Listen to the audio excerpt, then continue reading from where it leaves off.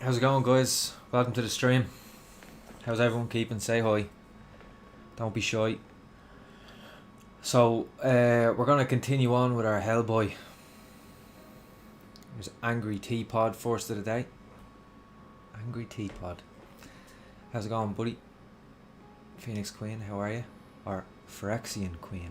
Cool. Ah, there's my brother. How's it going, JP? Viewer critiques.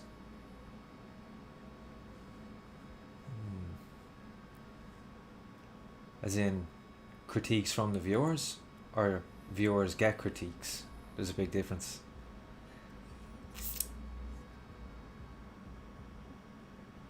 Not bad, JP. How are yourself?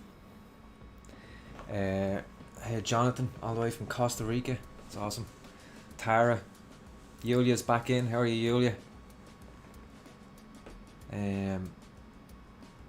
It was a loading screen. You mean the starting soon screen? Is that what you're talking about?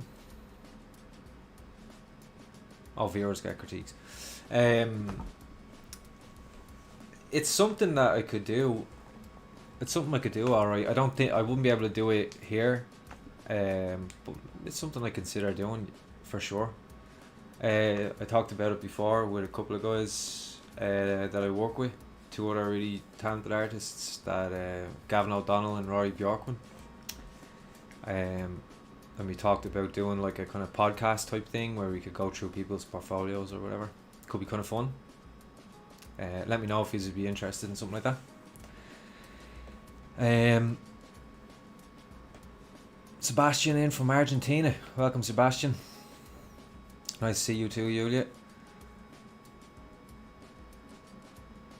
Learn Day, all the way from India. How's it going? Phyrexian Queen is here mostly to understand how you do those sharp cartoony lines. They look really impressive. Well, thank you very much. Yeah, I'm sure we can touch on that. Sorry guys, just a sec.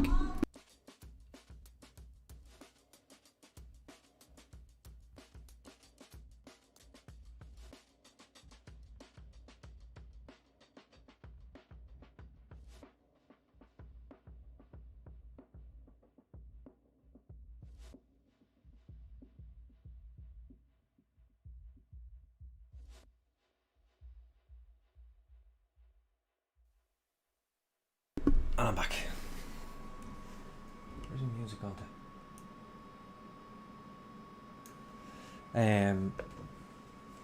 Hey Sarah, how are you? Oh, stream title is still set as Spicer's title from last night. Can I fix that? I think there's a way to fix that, but I'm not. It's never happened to me. It always happens. It sometimes happens where I've on a handful of streams I've seen it happen, but it's never happened to me. So I'm gonna have to look into how to fix that. I mean, look, be alright. Although me and Spicer do look very similar. But I'm kind of alright being called Spicer. That's kind of a cool name. I think the mods can do it.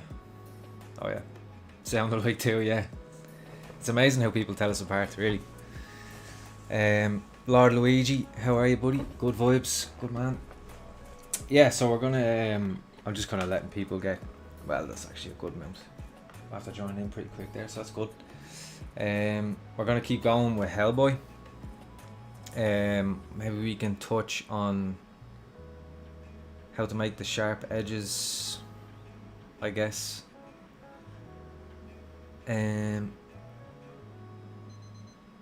Yeah, we can kind of talk about it. And I wanted to, because this guy is kind of ready to wrap up. I think we're kind of designing them on the fly through the streams, and I'm not sure how detailed or how not detailed to go.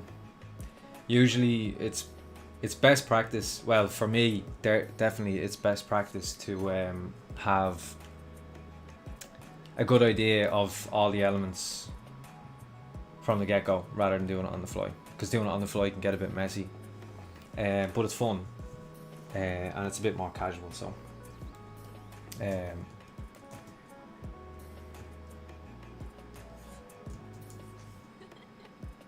we have to think about what kind of stuff we'd like to add. If we want to add it, I don't necessarily want to overcomplicate it either. So something I did actually off stream, anyone who's watched the previous ones will have seen, let me see, it's still buried under here, that was the hair coming from the cheek. So I just used a really simple brush with the stroke. A lot of you probably be familiar with it. Just have the curve mode on,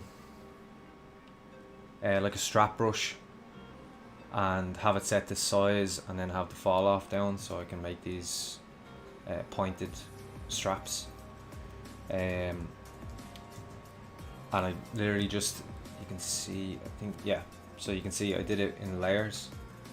So in like the top layer, and then like a bit under that, and then a bit under that, and I did it from the top, and then just used the move brush to like pull the bottom out, and then did like a layer under there, sorry,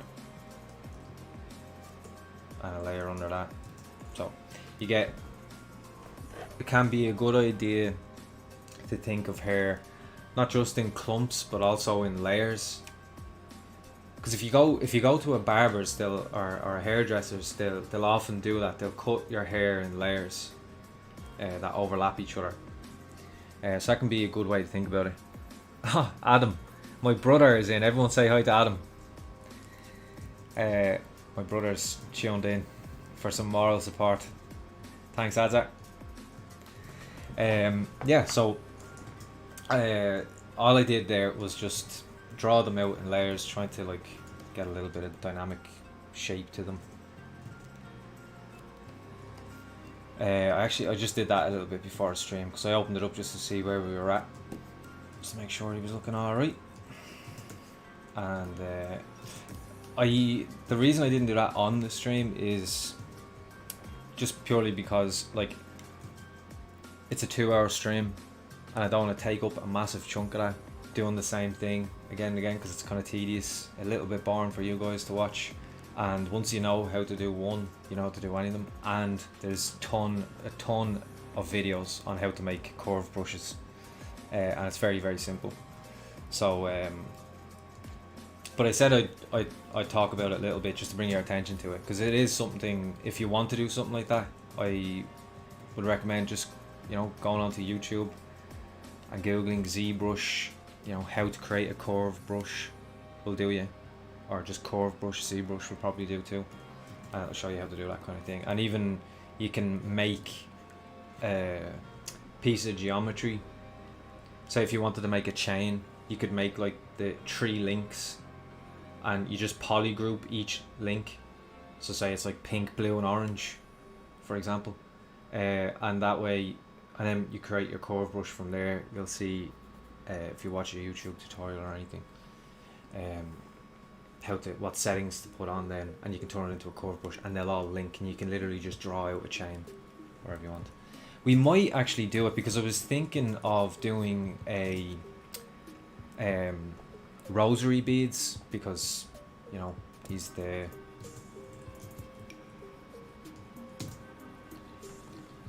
got some of that. It's a prop that he usually has in a lot of in the comics and so on. He has like rosary beads with the cross on the end. So we could, yeah. Well, let me know if you want me to show it to you how to make a curve brush. We can get into it. JP, do you tend to do a bit of look dev on them? Yeah, for sure, absolutely. Once I'm done, like I'll get the whole sculpt and model done within ZBrush. Do the just auto UV everything on the lower subdivision levels, and I'll bring it into Substance Painter. Go from there and then render it in Arnold. So that should be pretty cool. Yes, please, curve brush. Learn day. Yeah, okay. I can do a curve brush phrase. So, what is the hair? The hairbrush is just the strap. I didn't do anything crazy. Look, I'll show you.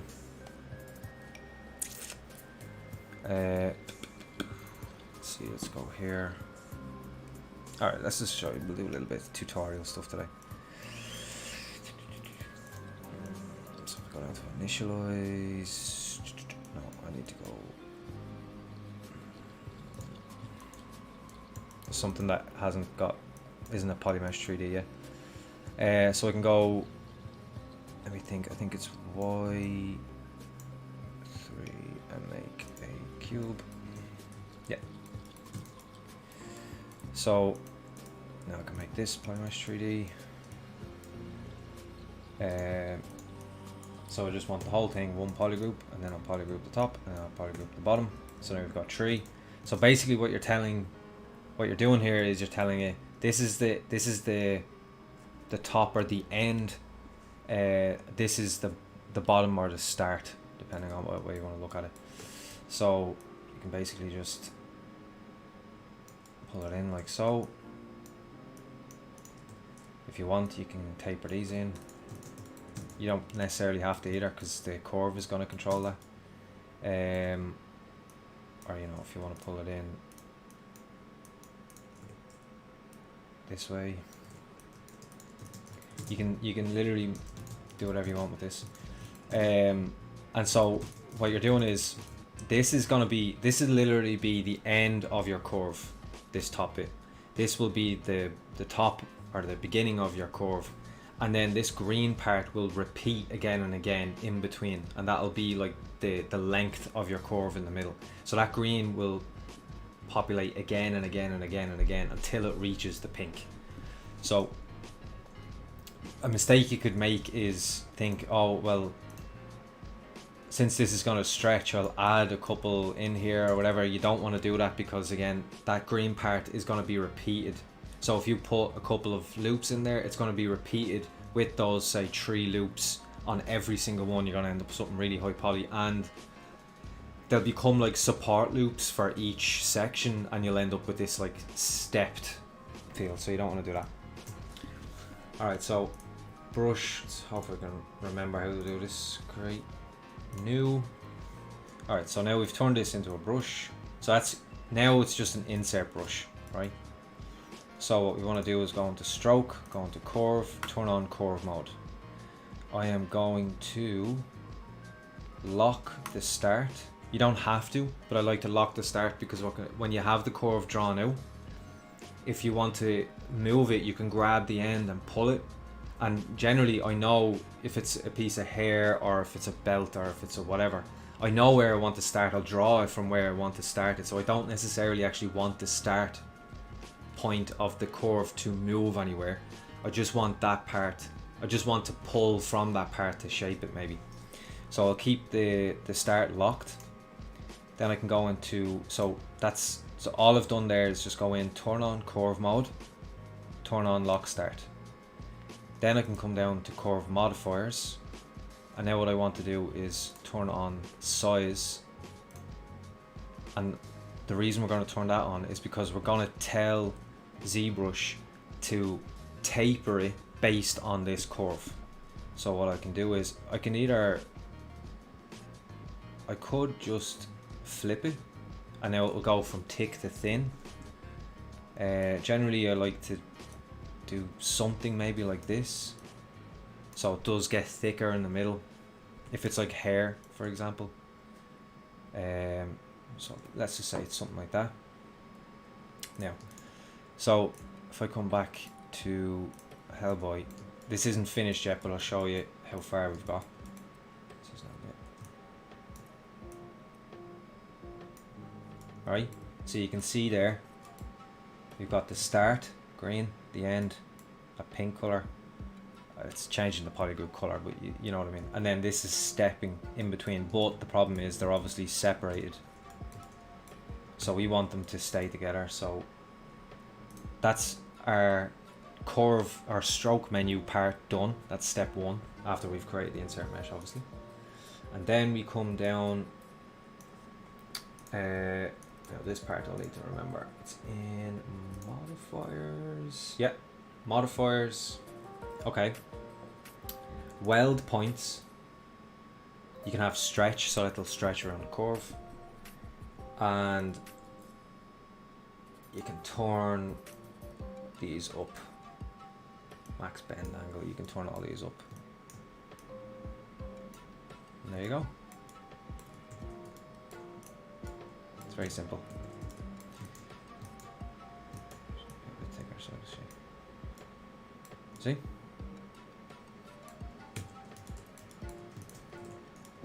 So that's all I've done there. The curve that I've done in here will be a bit different for this because I don't want it to just straight taper all the way down.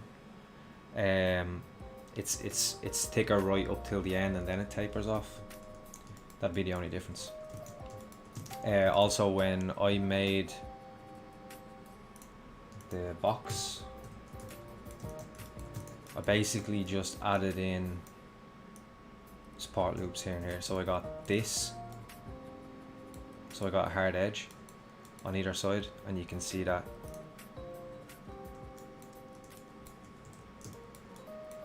See, so we get that hard edge either side, so you get that kind of more stylized feel to there. So it's not all around it. You get some structure in there. So that's it. That's how you make a curved brush. So just to go over that real quick again. We made our box. Doesn't matter how you make this, as long as it looks the way you want and it's got the start, middle and end. Doesn't matter, you don't have to do it from the Q cube or anything, you can do it whatever way you want. Go into stroke, curve mode. Once that's on, you can lock the start if you want. Then into curve modifiers, turn on size, create the curve in here, whatever way you want it. And then most of the work's done. All you have to do is just go under brush, modifiers, and you turn on weld points, stretch, and you can turn these three up and you're done. Very simple. So now I'm thinking we could do that actually. Let's use this. Or actually no. No, so no, let's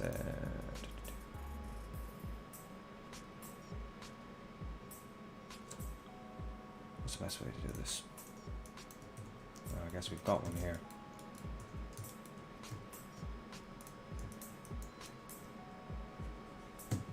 So we'll make a section of rosary beads.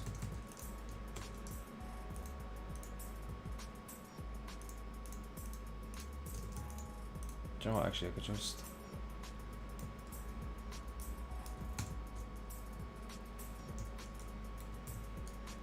double so I can see there.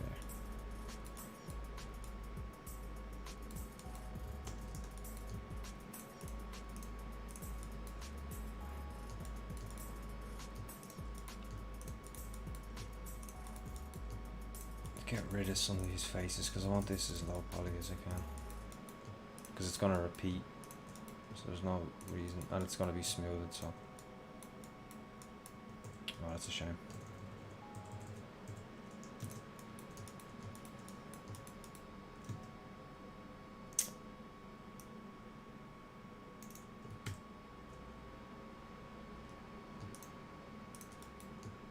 Let's try to get this right. And then we're going to need, let me think. I think we're going to need a sphere on either end and then another cylinder on either end of that. Oh, it's done it again.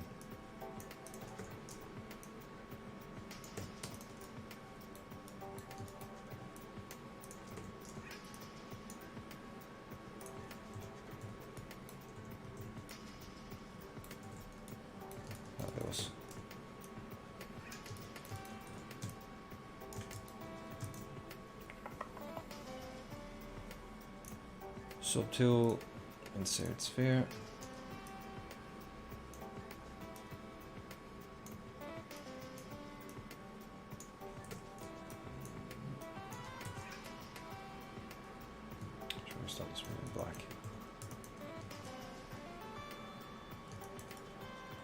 do, we don't need to overcomplicate it.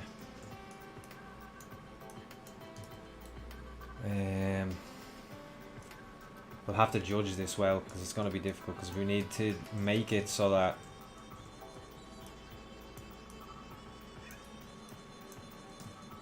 when we draw it out that it looks, you know, the right kind of scale.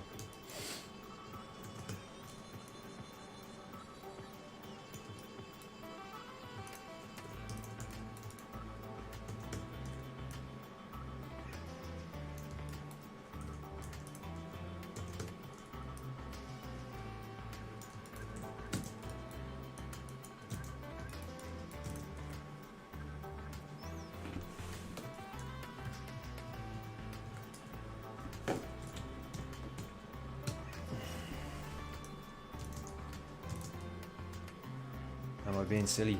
Did I do that wrong? Yes, I did.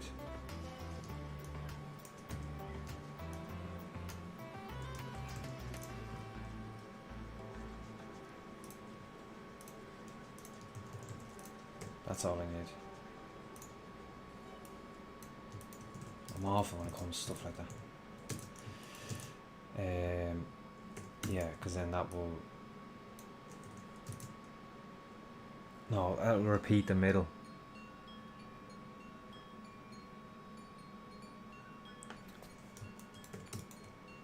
So we basically need...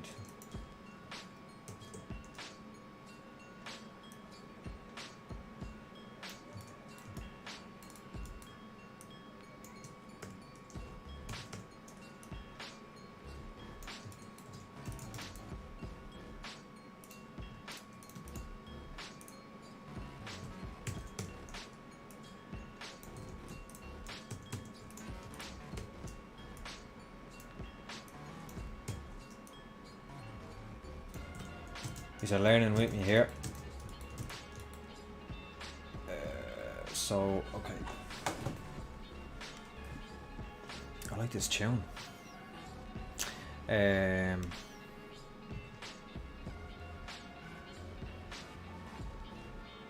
then we need that to repeat.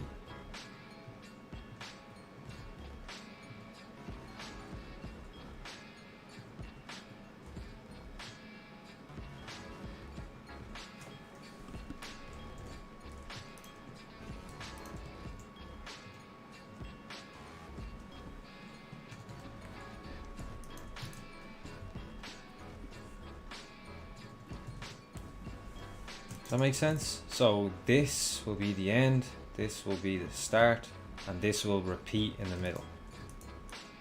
Fingers crossed. Alright. Let's see here.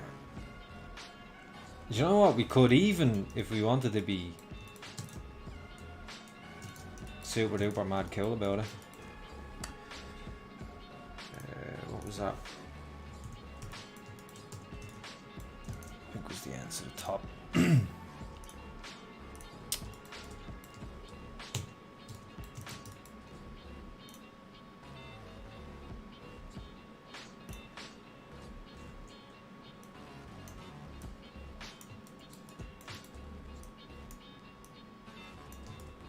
We could add a cross.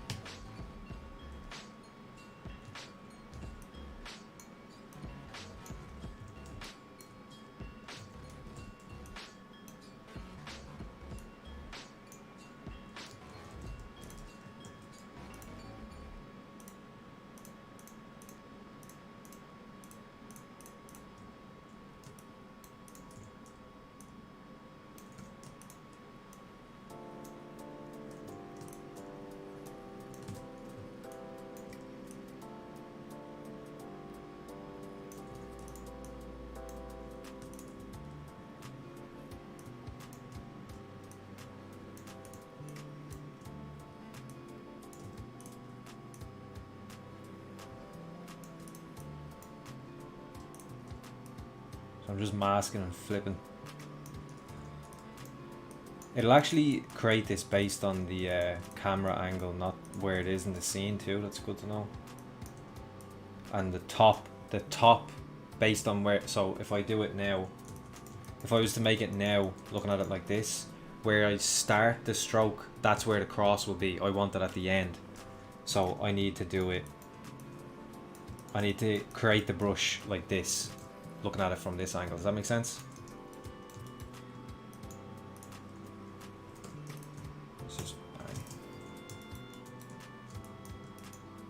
Just did a mirror and weld there, I have a shortcut key for it.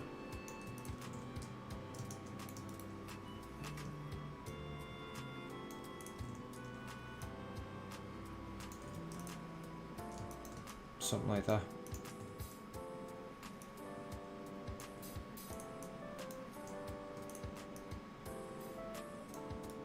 Let's see this from there angle. We can add some edge loops as well in here just to get the support on it. How big is that? So hopefully that should be alright. So I'm going to add in support loops. So this is a good actually time for those of you who don't know, this is how support loops work. So you see there when I smooth this, so I just hit D and it'll smooth, but you see what happens to it? Just smushes up to nothing. So it's just because, for example, this, when it smooths, wants to go to this and wants to go to this, so it closes in, it moves towards the verts next to it. So every vert moves towards the ones next to it. That's how it smooths. So in order to stop it from moving, you add in what we call support loops. I talked about this in the last stream, but for anyone who wasn't there, while I'm doing it I may as well fill yous in, or a reminder to those who need it.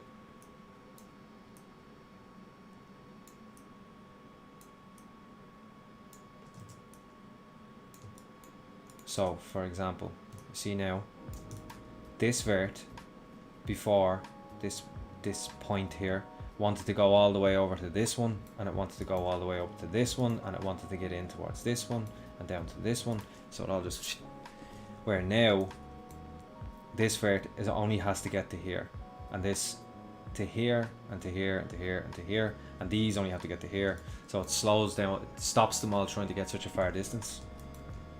So see now this is surrounded, right? This one is surrounded except on this side, so watch what happens. See how this stretches out more than this? This is staying in. And then, so we'll just add in the support loops like we did before on the top.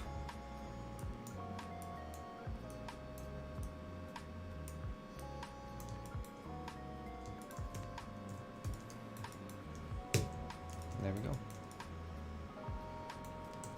That'll do us nicely for our cross. So okay, extrude. So we're just using the Z modeler brush. BZ. Oh. BZM. Yeah. See, BZM. If you're looking for it, I have a shortcut key for it. Extrude all polygons. Extrude that out. So we can see what we're doing. Actually, that's not a bad idea. Just try it there.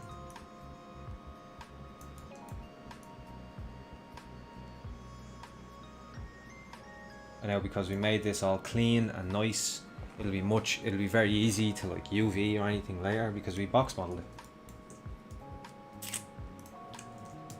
And then we can even, because right now if we smooth, see this vert wants to get over to this one and this one to that one. So what happens?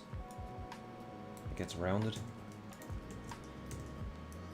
So we just add in some verts. Try to think about them being the same distance from the edge, so you get the same sharpness on all the way around, like you would in real life. You wouldn't get randomly different. So that'll do us. Another thing you want to be careful of, and you'll notice how I didn't do it there, was I didn't do this. And the reason being, so I can do it there.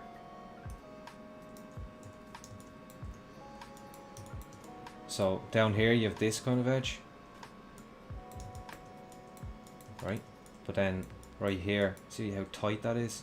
Now you might think from this distance, yeah, that looks like a sharp edge of like something metal or whatever.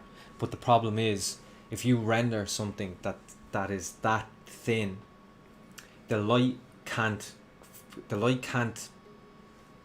pick up such a small edge, and you get aliasing. So you get these dots, these really thin little dots along that super sharp edge, which looks really 3D. Looks like, you know, looks like 90s 3D kind of thing. If you apply that principle everywhere, it looks really not great. So you want to make sure that your edges are tightened, but tightened so that it looks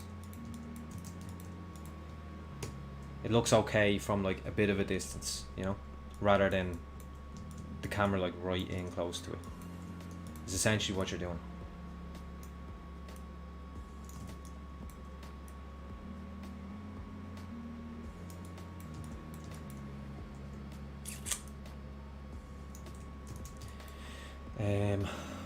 Why do you want to connect it?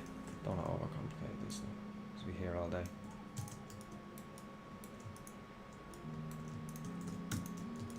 Record.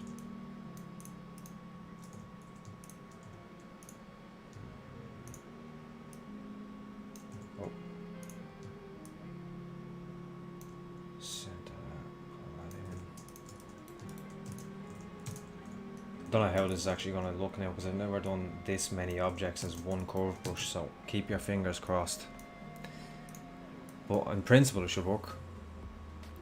So we're going to, sorry about that, insert one of these guys.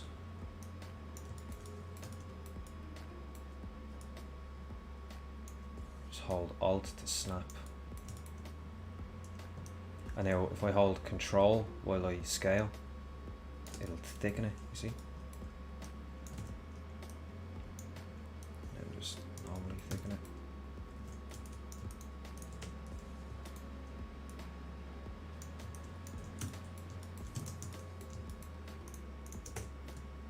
That's a bit too thick, says you. And I agree, says I.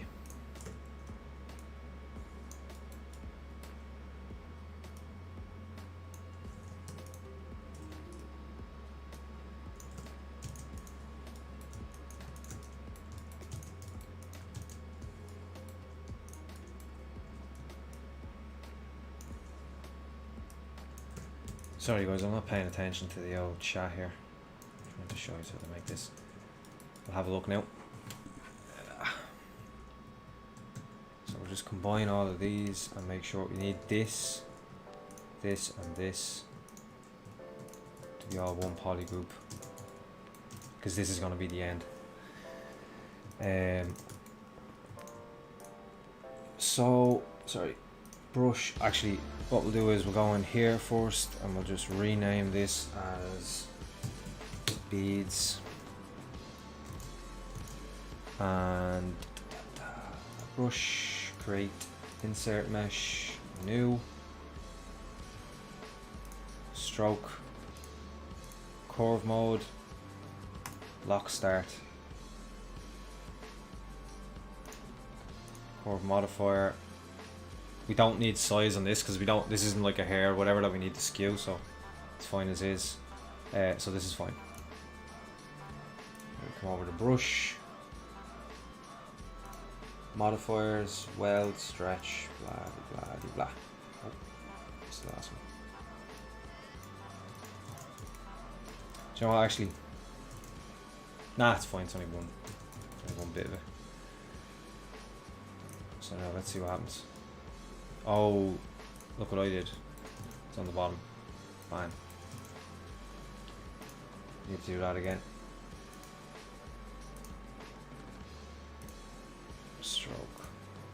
Curve. Remember I made the mistake because it was upside down there. I need it to be upside down so that this is the end and not the beginning. Brush. But at least now you've seen me do it like 3 times, so it should be easier for you guys to remember. And you can see how quick I can just make another one.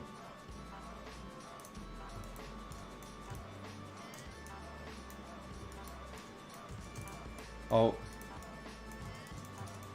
It. Yeah. ZBrush has made a liar on me. Oh, it's skewing you. Hold on.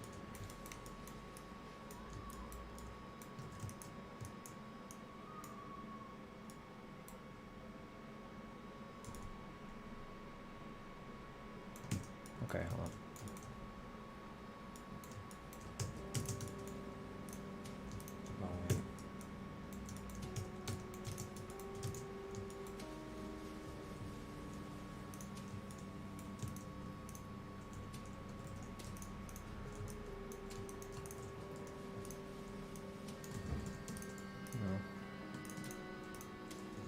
Looked like it was doubling up on the top.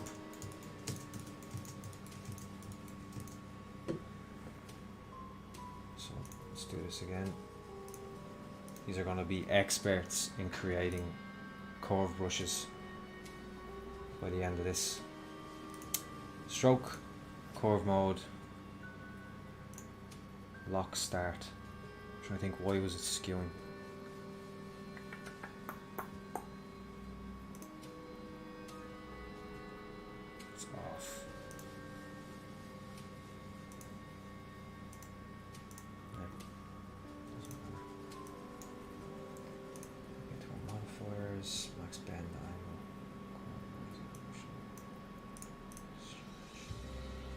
It's not stretch.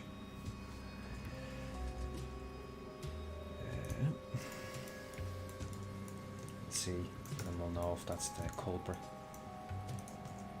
That looks like it's it. Oh.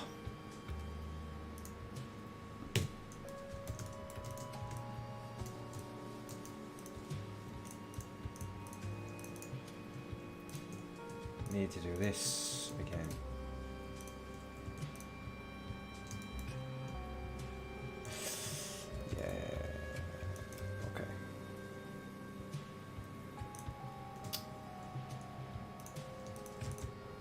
So this is the middle.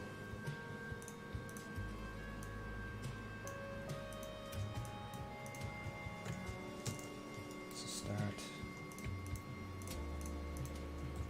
Middle.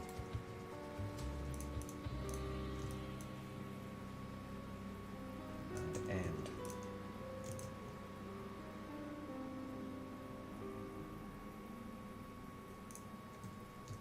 This is too complicated for my very slow art brain.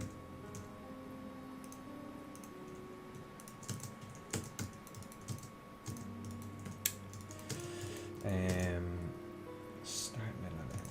Does that make sense? I think it makes sense. Anyone might find out, says you.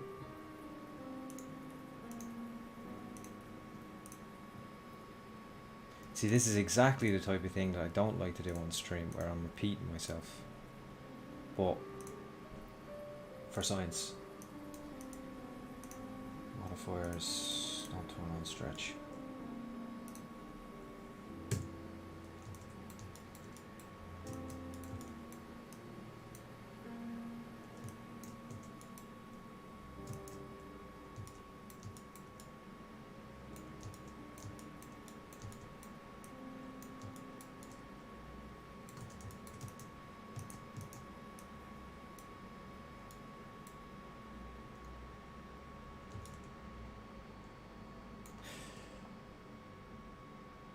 We're close, but we got one thing wrong.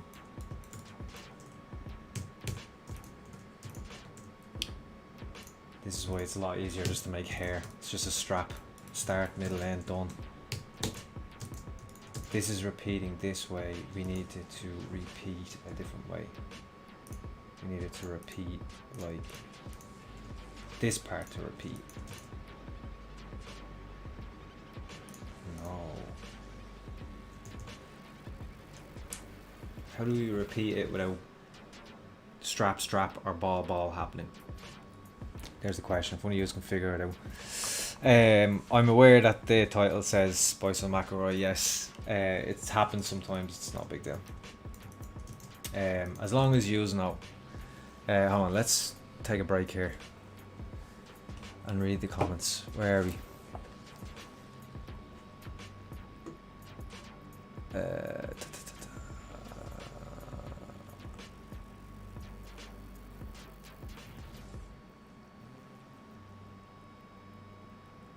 can see them there. Sorry, catching up here. Ah, Richie, my other brother, is in as well. Hey, Stitch. That's lovely. Family support. So, Jones, love the sculpt. Wish I can sculpt this clean and tidy. Thank you, Jones. Just keep at it. You will. Watching streams. It's all part of it. Nice, got it. But this software does have a lot of buttons and sliders, a lot of beats, a being cockpit layout. Yeah, it is. But I mean, it's a complicated thing to do 3D, so it needs a lot of buttons. But you know, you learn it a button at a time, and before you know it, you'll be addicted to the learning more. So, but it can be overwhelming at first, but you should just take it in bite-sized pieces. You know, start, figure out a couple of brushes. You know, move brush, pinch brush, that kind of thing. Watch a beginner's tutorial on YouTube. Just get moving in it, and then you'll learn what the other things mean. Being a 3D artist, you need to learn a lot. You need to know what extrude means. You need to know what a bevel is. You need to know what a vertex is, an edge, a polygon. You need to know all these terms, and once you know all those terms, the buttons start to make more sense. And then they start. You just figure it out over time. It's not an overnight thing, but once you figure it out, it's, you know, it becomes more and more addictive.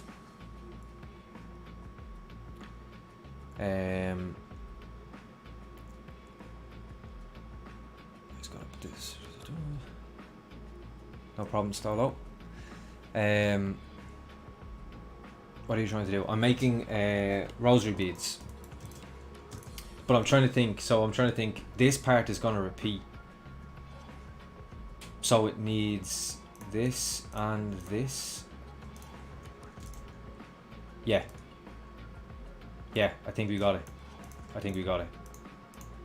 See, I just needed to stop for a second and just chat to you guys. And now this, I think this is it. Cross your fingers, I think this is it. So let's see. Stroke, curve mode, modifiers, down, don't know that. Here, please God, don't make me make another curve brush. Boom. Okay, we do need to stretch it. Let's see.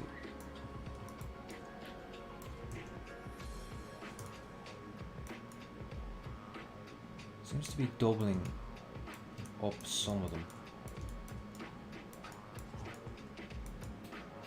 I think it's just because of the nature of that. It is a bit complicated for it because there's so many pieces.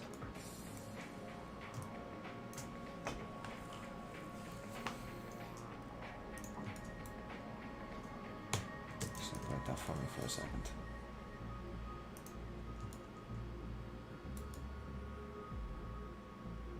Yeah. I mean, it'll work for what we need right now. I can go in and do it again rather than sitting here and doing it on repeat all the time. Where would we put them now? I'm thinking around his hand, maybe.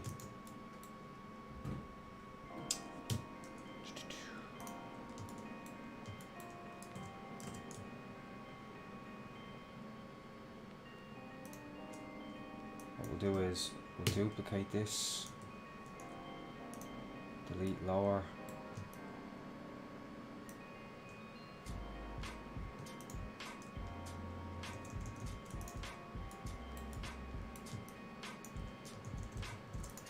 So we've duplicated the body and I've gotten rid of the subdivision levels.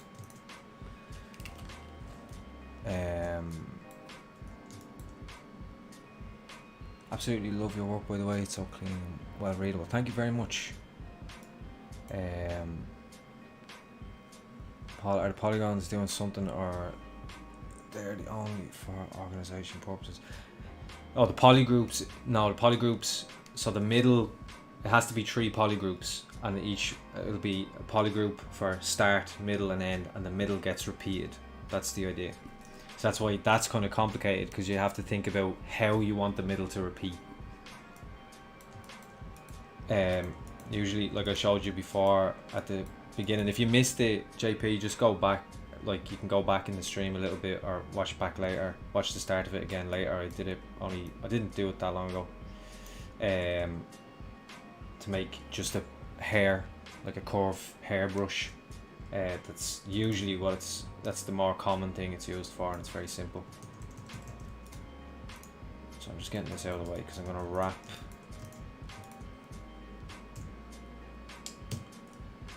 Yeah, have it there. So we're going to try and wrap.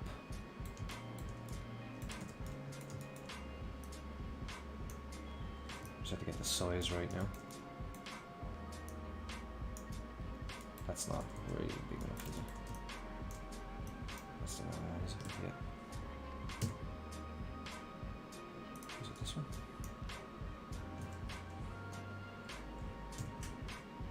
Oh, here it is.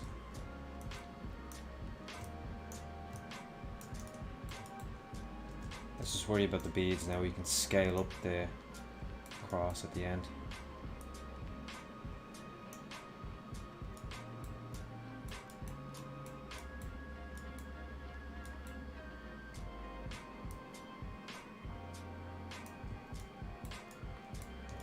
Or even separate the cross, and if we wrap this around, so watch, this will save us time.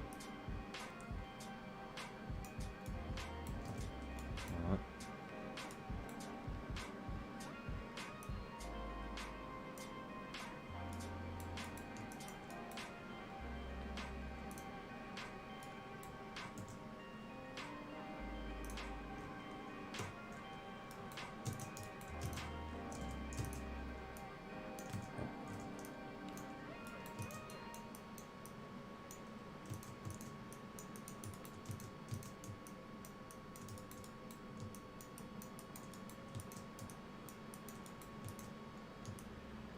If I was doing this, that's what I'm about to tell you, is if I was doing this,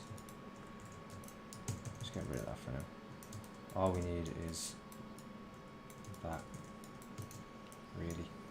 If I was doing this on my own and I wasn't on the stream, I'd take extra time now to get this just right. But yeah, the curve, because they're not all one mesh, it has nothing to connect. It has nothing to weld, if you know what I mean, because it's not actually welded in the mesh, which, because I've never made beads or whatever that way before. I hadn't even thought of that. So it's offsetting every time, so you can see it there. But it's not a big deal. I mean, we're going to be seeing it from here, you know, so we don't have to worry too much about it. So now that I've done this, I can just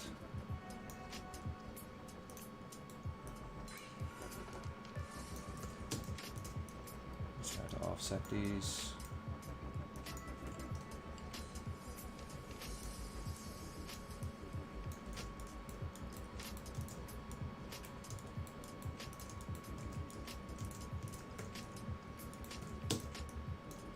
I'm just gonna like shove them up and down a little bit, because what I don't want them to do is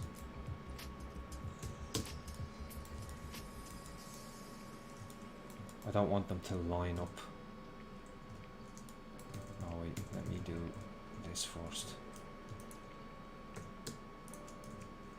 just so we have polygroups to work with. I'll just move that back over there. Control click, Control W to polygroup, and that way we can select them again. Because I want to offset the beads a little bit from each other, so that they don't look like they're repeating.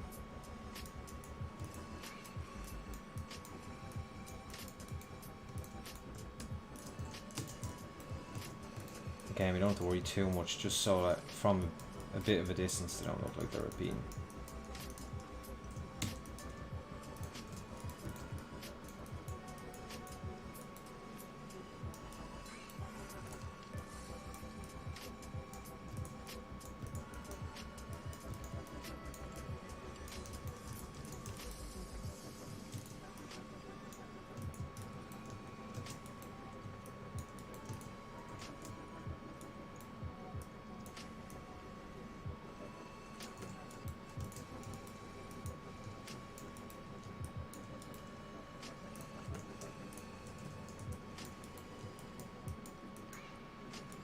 focus nicely.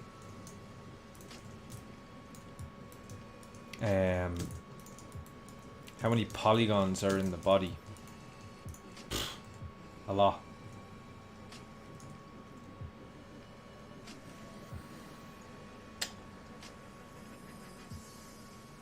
Is it? Yeah, 32 million. So a lot. But we don't need to worry about that.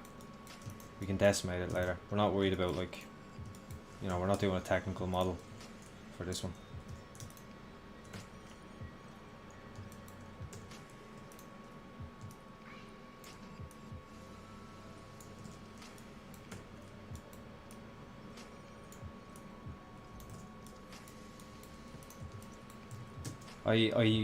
That's something that I've been meaning to do, which is at some stage. But I need to make a new base mesh. I need to make a new base mesh with my topology and stuff, and then I can, you know, when I'm starting a new character, I can start with that and show you the topology. Because a few of you have talked about wanting to know a little bit more about, you know, like production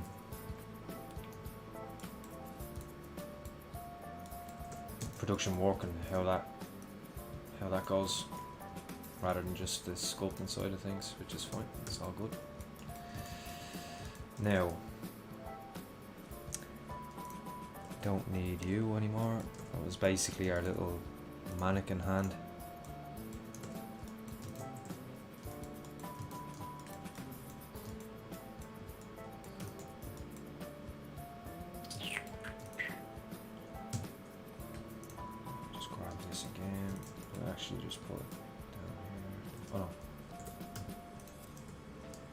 Can't do it on something that has subdivision levels.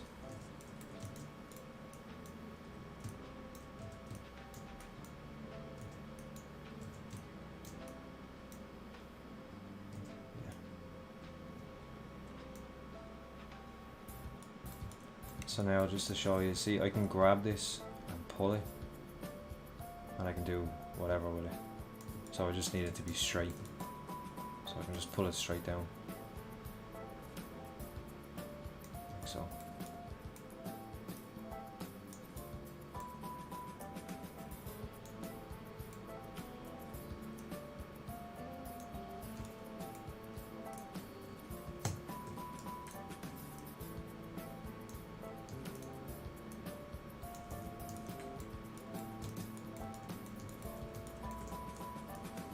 that's kind of nice because we can just place this where we need it now, where if it was all connected, making life a little bit more awkward.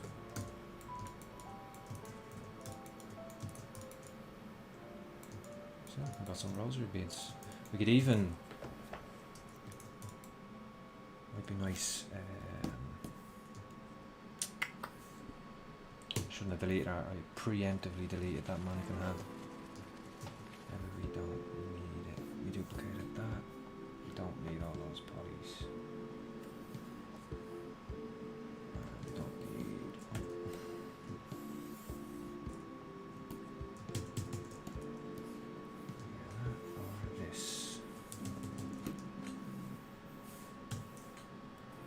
I just want to get a loop.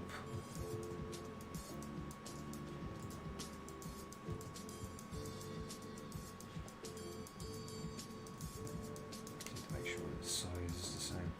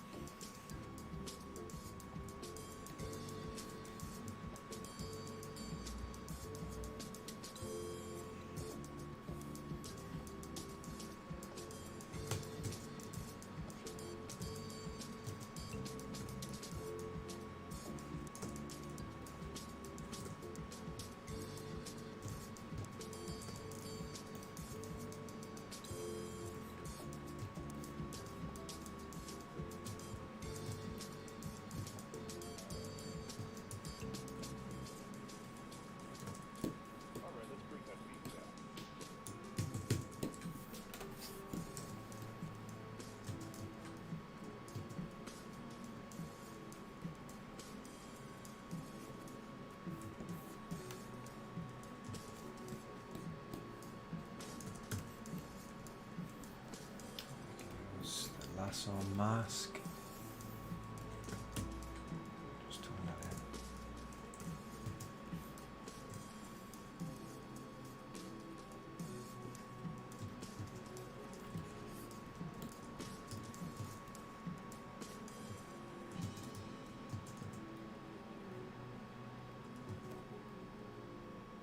That'll just help to break it up so it's not, you know, it looks like it's a little bit better. Because we will, as much as this is the main angle, like say probably something like this will be the main angle, but we will want to do a turntable type thing, so gotcha. So we'll add in a little thing like that. Perspective back on. So let's look at the cat, I think.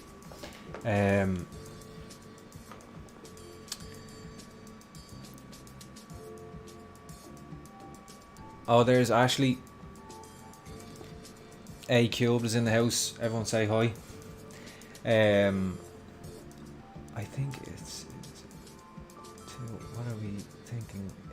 Is this is this like a query as to what I was making there? Because in my defense, I did say as I was starting it.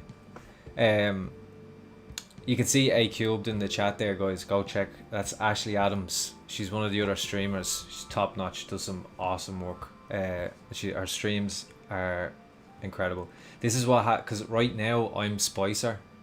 Sometimes Ashley is me. We like to switch it up. You know what I mean? Keep you guessing. Keep you on our toes. It's good fun. It's all in the name of a laugh. Let me see. Where was I? Remember to drink some water, Paul. Thanks, JP. You're a gent. I'm sweating. It's really warm. In Ireland, of all places, it's really warm.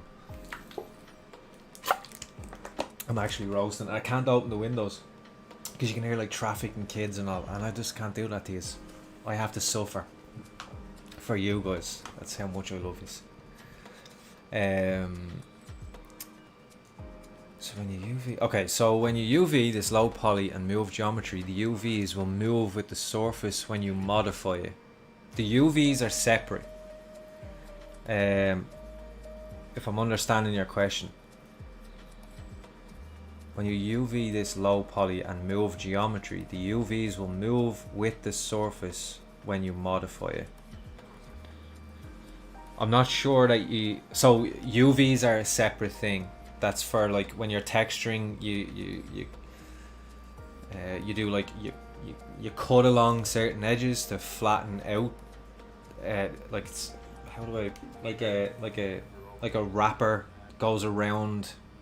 The way I've heard it explained before is, you know, those Easter eggs, and there's like a tinfoil wrapper that goes around them. But like UVs are basically if you took that off and like flattened it out. That's what a UV is. So you have to like. How do let me see. I can auto UV this.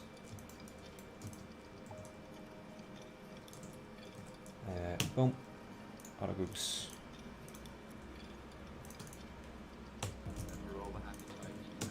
So Z plugin, UV master, unwrap. Have it up here. Z plugin. Flatten. You see? Now that's not how I would UV it, but it's that'll work. So and then your texture map sits over this and translates back onto the geometry, like wrapping around it like the Easter egg bunny thing. Does that make sense? So where the geometry is in the scene makes no difference to the UVs.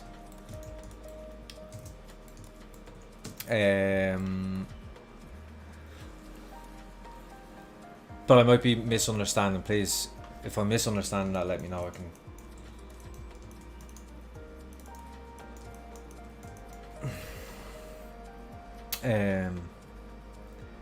What about you, Maker JP? What's crack, buddy? One ball and string. There, one nice one. Do you sculpt? Oh, Daniela is wondering, do I sculpt in perspective or orthographic view? almost exclusively perspective. I turn on orthographic if there's a need for it. Like earlier when I was making a tube out of a cylinder. A tube out of a cylinder, says I. When I wanted to cut the top and bottom off. So rather than if I cut it, if I like, I'm cutting the. So if I want to cut the top off there, I might miss. Well, I didn't in that particular case, but you know, like if I was doing this, and then you might miss something on the other side. So to ensure I don't, I just turn it off. Stuff like that. Very kind of. If it's not for something like that, then no, I always sculpt in perspective. One thing I will do though is, and I don't, yeah, I did it here. I'll turn the camera, the focal length on the camera up to 85, because I find 50 is a little bit like, you know, when you get in real close. Like if I turn off, you see how much it flattens. And generally speaking, I get this is something that I do because of like production work. Because generally speaking, or even in photography, generally speaking, if you're taking a portrait of somebody, you'll do it in a higher millimeter lens. You won't do it in like a 50mm or 35mm. You'll do it up in like 85, 100 or whatever, because you get more of the face. Because of what I don't want is to like get up close, and in this particular case his ears are big, but like you get real close, and because the millimeter lens is so low, the ears disappear around the front of the face. So I use 85mm, but other than that, always perspective.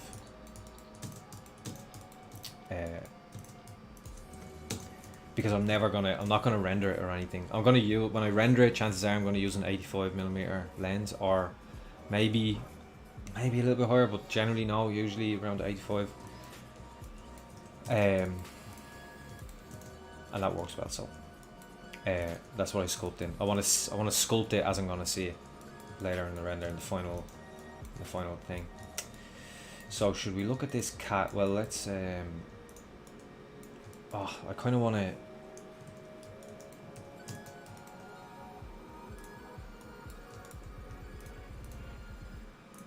That mess. I'm gonna have to. I will off stream. I will actually go back in and redo this because this is too messy. But I just wanted to get it in there so you guys could see what I was trying to do. But it's an interesting, that brings up an interesting point about like using an 85mm, and that came from working in production. Like it's a habit that I got from working in production, because I don't know what colour is the thing between rosary beads.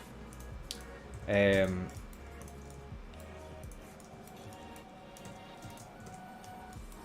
just realised how thick they were now that I've thought about it as rope. Anyway,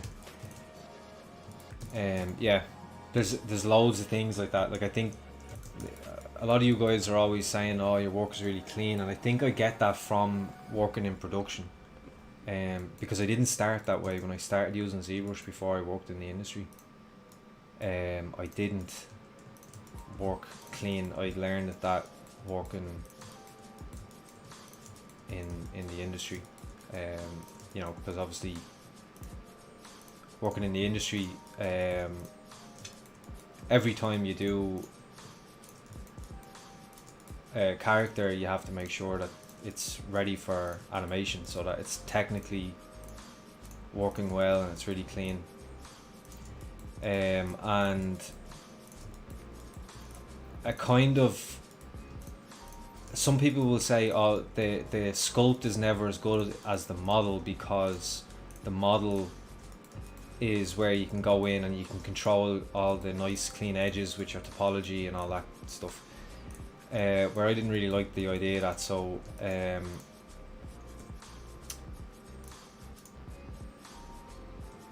just out of a want, I kind of wanted the model or the sculpt to look just as good as the model. So it just became like a kind of subconscious thing of like trying to find a way to be as clean as possible, which generally just meant making all the shapes to begin with really low poly, so I can control the shapes and the curves and all that stuff, and then subdividing once they were once I had a nice clean shape there, then subdividing.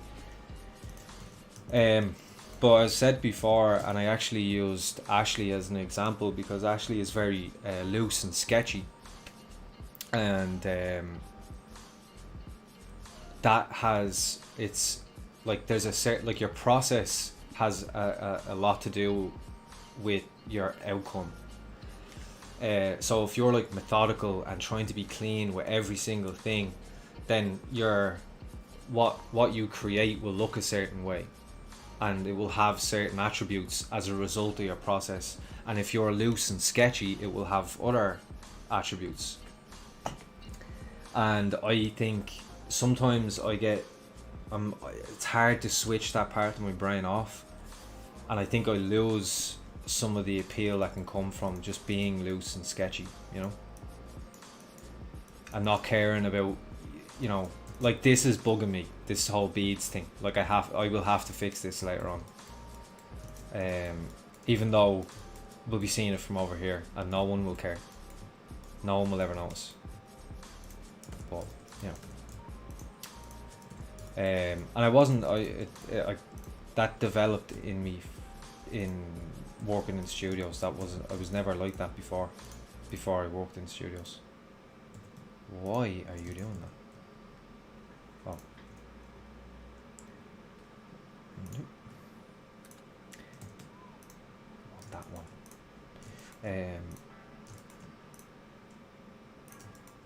And the people I learned from as well in said studios.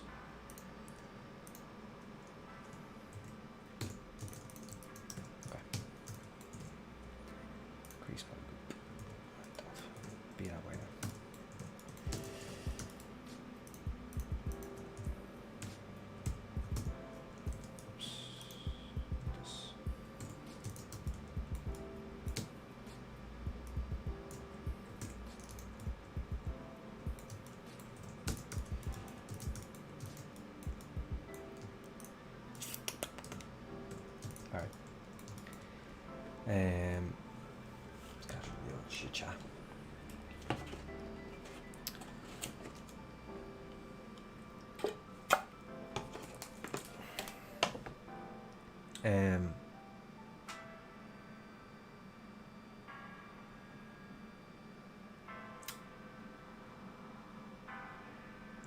Just reading through here.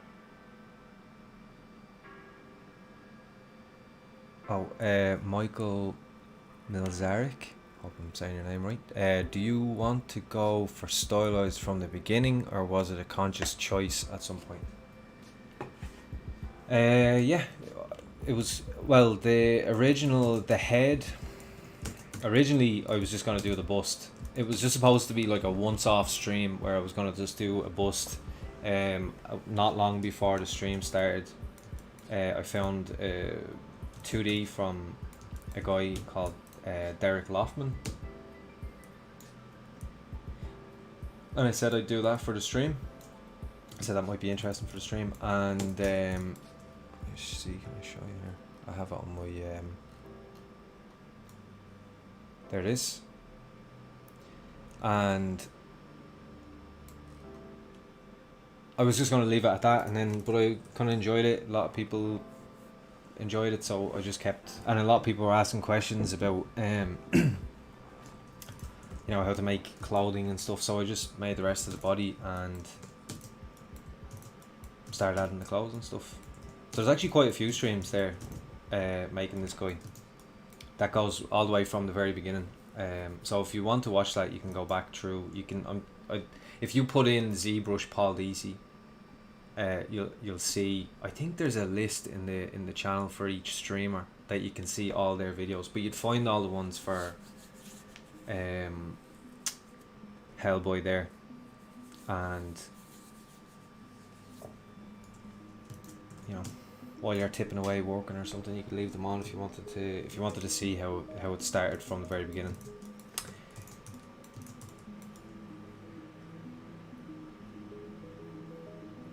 So I think I want to keep going with this cat. Sorry, I keep forgetting about the chat today. But yeah, so it was the style of that drove the rest of it from there. But generally I like to do stylized. I don't really enjoy doing like, you know, hyper realism, like, you know, soldiers and like kind of more statuesque type of things. I like doing stylized. I like the process of breaking shapes down and shape language and all that kind of stuff. Hey Jeffrey, welcome back. Nice to see you back. If it isn't there already, could you please add more poly modeling features, rendering, light, more Z scripting functionality? Yeah, it's kind of hard to do all those type of things in the stream.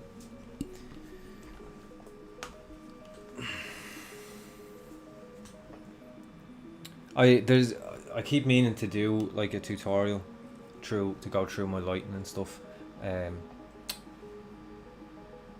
when I do, I'll put that on my Instagram and stuff. I'll post on my Instagram that I've done that. And I'll just do something quick just to show you guys how simple it is to put together lighting for a character and make something really nice. You know, without going too crazy. And yeah, this is the latest ZBrush.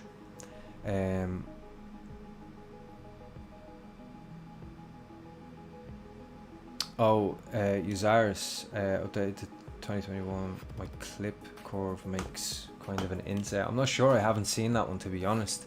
Maybe leave that in the comments on YouTube or whatever, and hopefully I can get someone to get back to you on it. I can look into it. Let me just copy that down.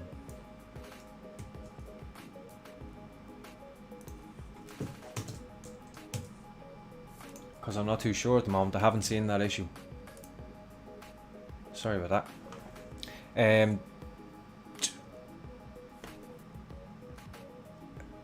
How do you get the smooth shadows on render? I can show you my render settings. If you want to screenshot that will help.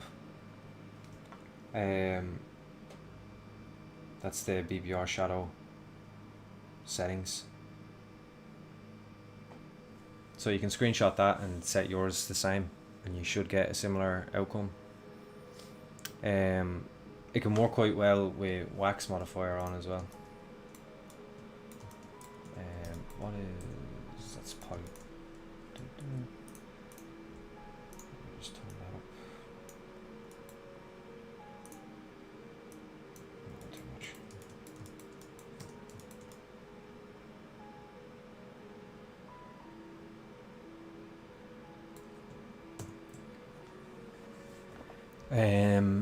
What you can do is, if you get it like that and you get a nice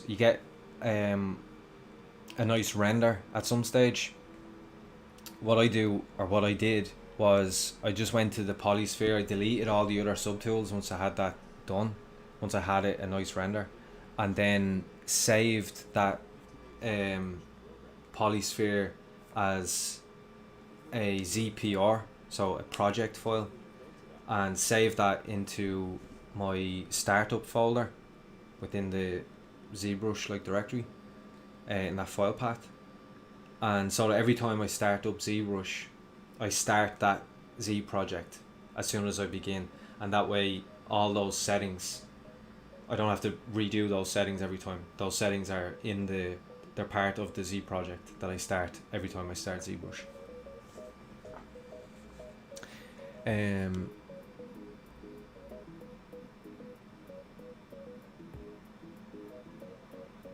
Maker JP, I just finished my Space Girl sculpt print. Nice, man. Any renders of it, leave us a link. We can have a look. Forever in love with stylized designs. Can't ever get bored. Sarah Lignan? Yeah, nice. Yeah, same.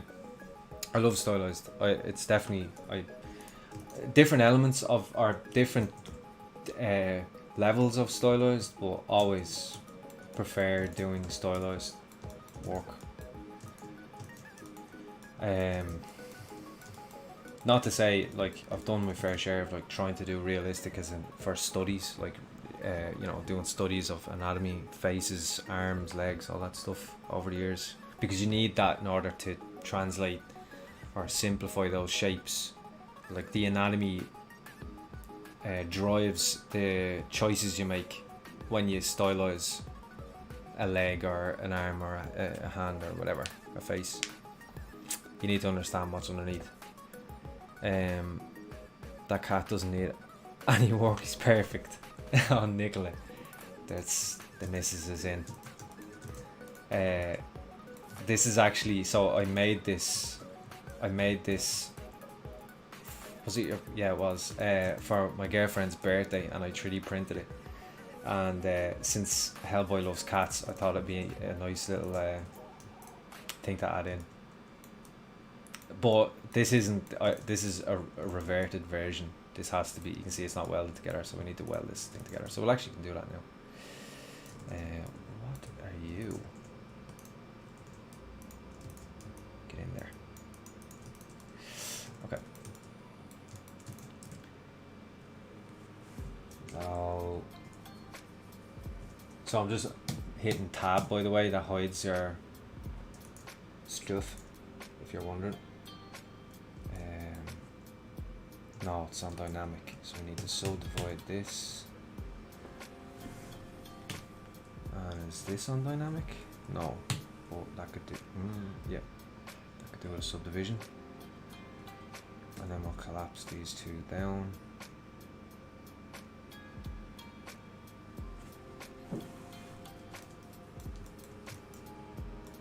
Although I made it. Because we don't want the eyes as part of the body, obviously, or the specular highlights, or the nose actually. Oh. Auto group. So we'll just separate them.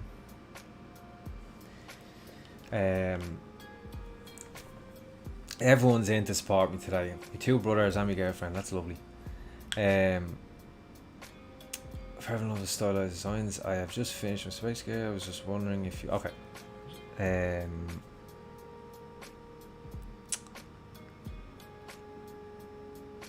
Posing. Okay. So Rudy Hill is asking, what is the best way to pose a hard pose in ZBrush? So by hard, I assume I would take that as like a super dynamic pose that's all twisted up and very like asymmetrical. And so what I'll do usually is I'll do a T-pose, get all the shapes in there as best I can, trying to imagine the pose later so I can prepare and have the shapes fit to what I'll need the pose to be later. Get that to a decent level. Don't dynamesh the body and stuff together yet, unless maybe you're using a base mesh or whatever, that's fine, but keep things separate where you can. And once you've got all the primary forms and some of the secondary forms, again, planning ahead, because well, once you have that done, then you can go into T-pose mesh, which is up in Z scripts, sorry, up in Z plugins.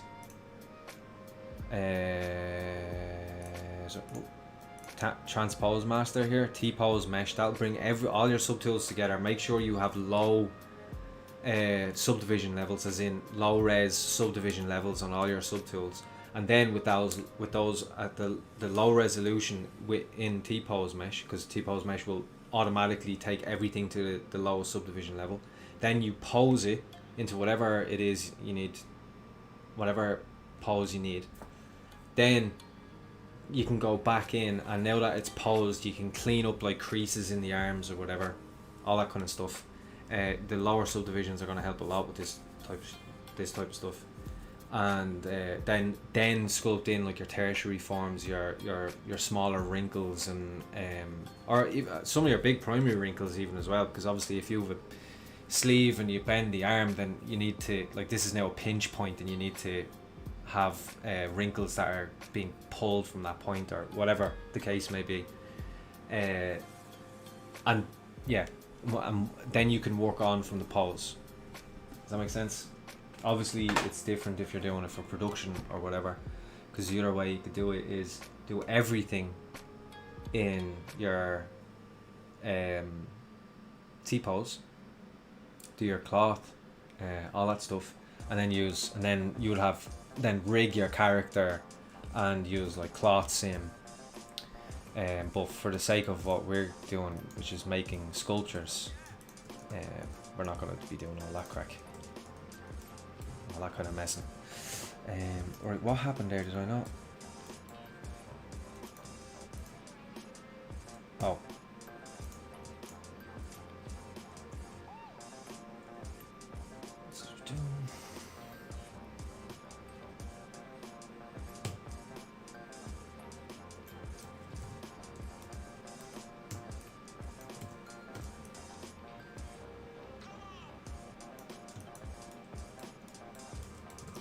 Aren't you?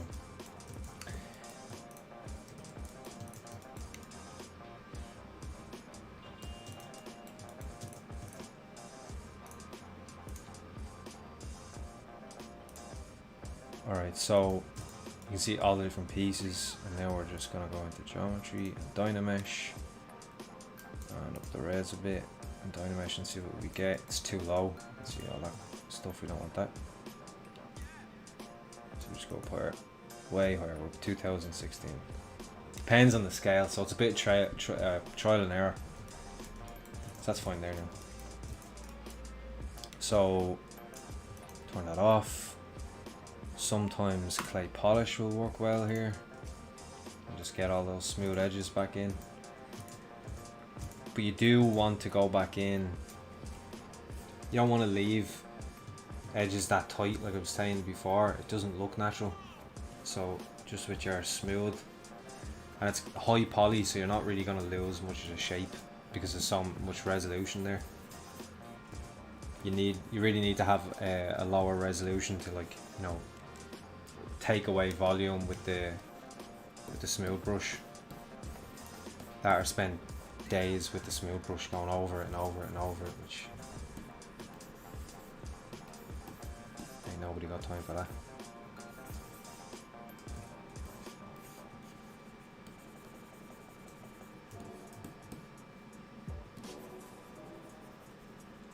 And I'm just thinking as well, like here, you know, like there's a transition of a pinch to a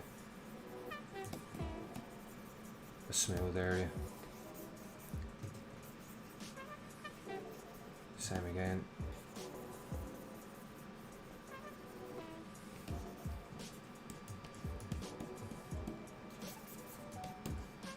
So rather than sitting here and leaning into the screen and trying to smooth and smooth and smooth, what I'll do is we'll hide everything by shift clicking the eyeball next to the subtool that we have selected.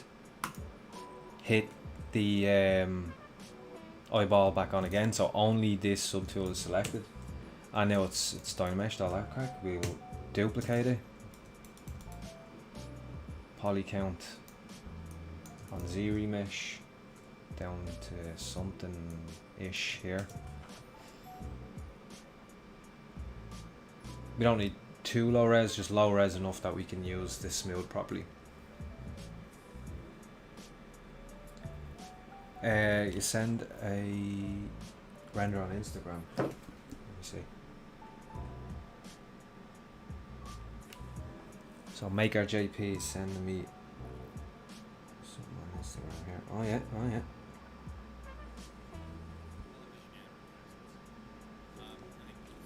Let's see what we got.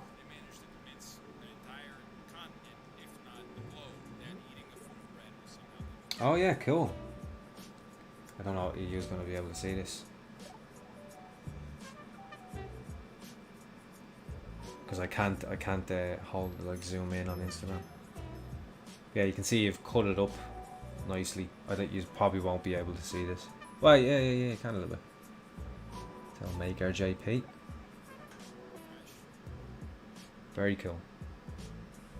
Lovely details. Nice work, man. It's really cool. Very nice. Oh, yeah. Cool. So that'll do us. So we can subdivide.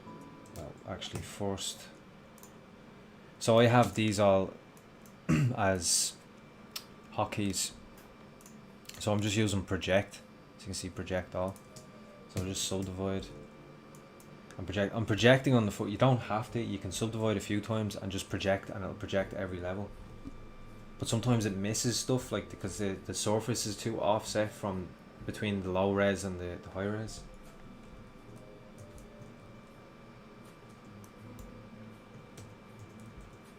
So I'll just subdivide twice there. So I'm on 5 subdivisions and then project.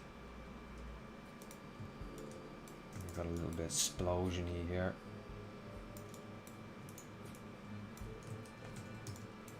Explosion in here.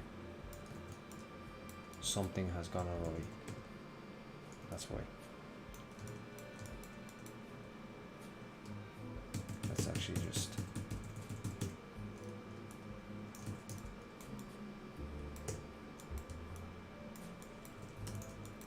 see, can we get that out of there?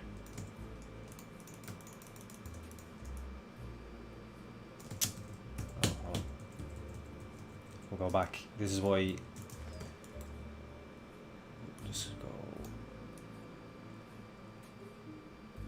up the subdivisions a little bit more, just to save us.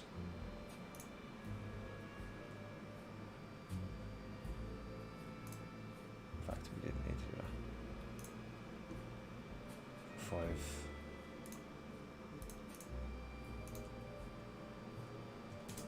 I think.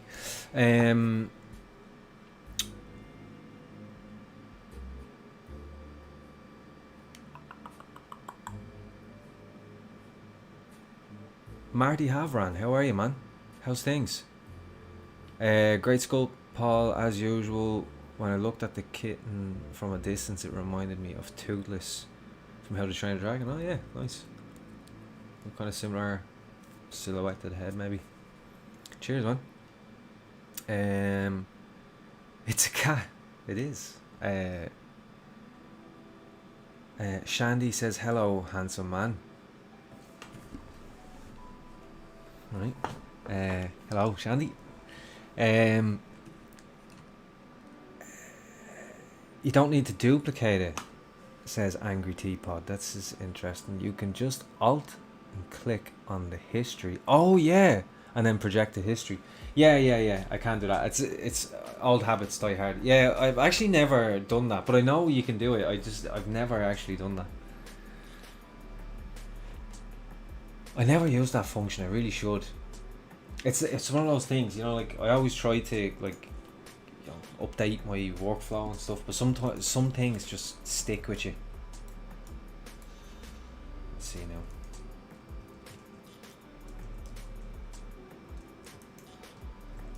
But good point.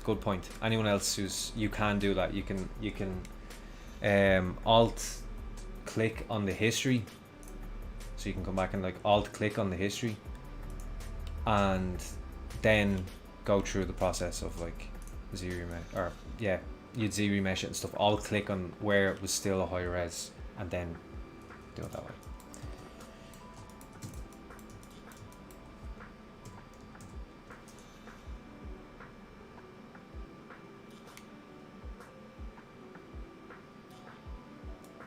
I think I like having a second subtool as well, just because there's less room for error. Does that make sense?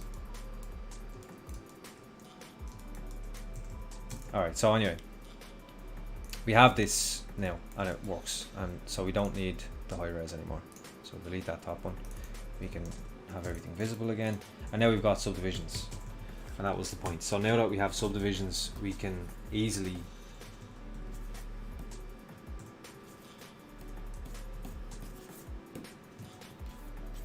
smooth those areas that we need to smooth. Where before, when it was all high poly, you know, you're going over it and over it and over it. So it's just to avoid that. And I'm holding shift and then letting go to get the alt smooth, which averages out the surface rather than like polishes it down, and that also helps a lot. That's a big part of how to get those clean shapes that some of you have asked me about. And now you can see as I go up, but now that I've gone up, I've taken the heft out of those creases, taken a lot of it out of those creases. So now when I go over it, like if I go back here, smooth that, and smooth it as I go up, you see, rather than sitting here and trying to like go over and over and over and over, and it's still a little bit, there's still a little crease there. You can just smooth out the whole surface. And some of the creases you want to keep, but never really as they are. Like I'd never dynamesh a crease and then just leave it alone. I'd always like touch it at least with the smooth, just to get that crispiness out of it, if you like.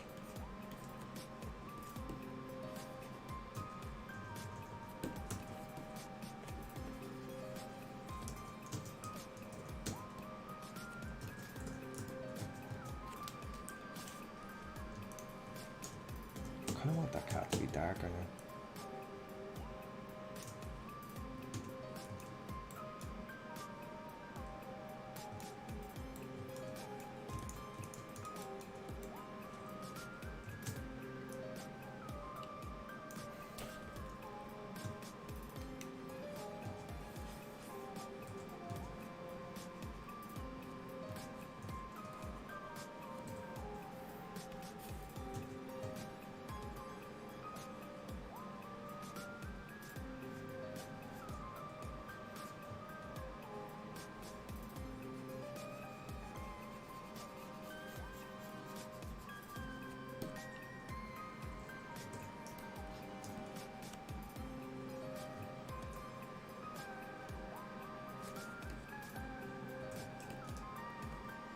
Do I start going that direction?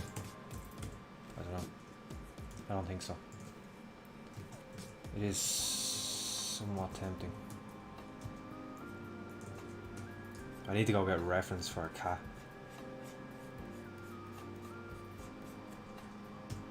See exactly, which I'd highly recommend anyone do. Try not to go blind.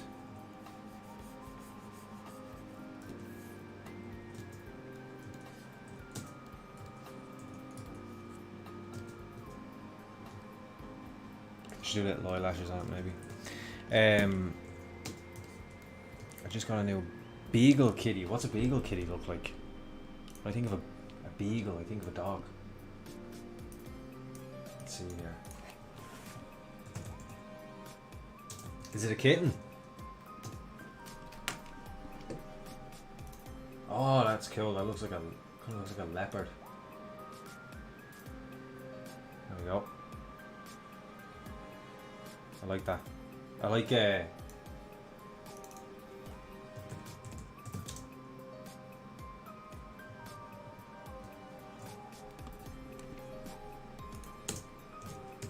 seen like videos, and I don't know if you're supposed to have these cats in the home. I don't know if it's like, oh, Bengal. If you're supposed to have these cats, or whether they should really be wild, but there's serval cats. Look at that. Look how cool that is. I want that just wandering around my house. But I say I want that, I'll probably never get one because it seems maybe impractical. Look at that thing. It's making coffee. And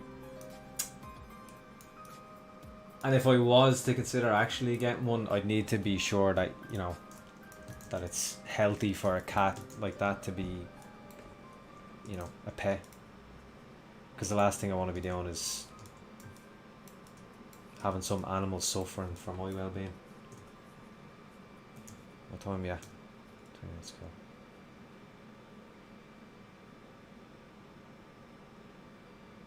Right, so that's one piece.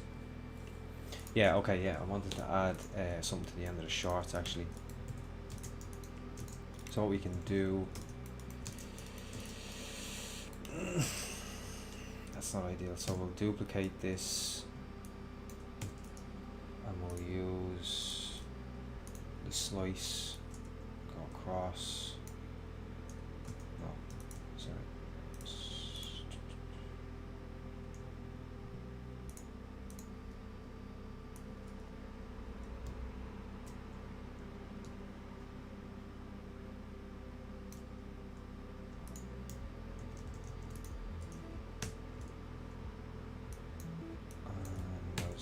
Mesh.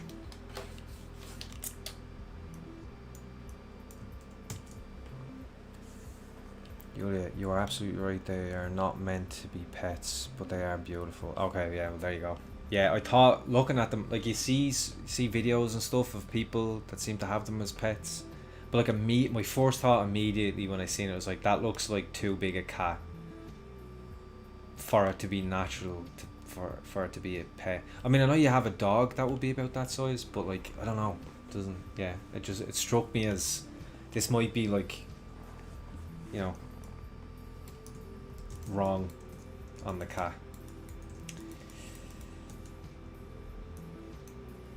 Which I ain't about that life. But now that you've shown me is it a Bengal or is it a Benga called Stephen? I love, a lot of people don't like pets with human names. I think it's genius. I don't understand what the problem is with that. I think it's amazing. Well, congratulations on your new family member. But yeah, that could be a consideration, because I love cats. I love dogs. I'm not one of those I like cats or I like both. I love both. I'd love to have both, and they'd be best buddies. Too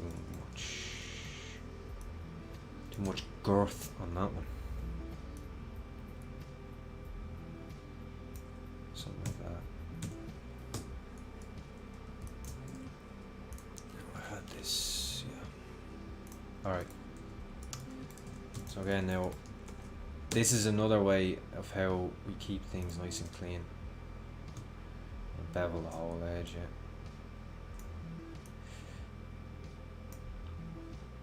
And then, oh no, wait, we should do that without smooth on, so that we can make sure that they're the same size.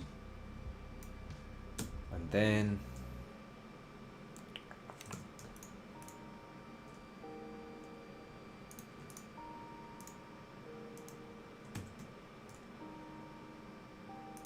double, I want to see these other loops.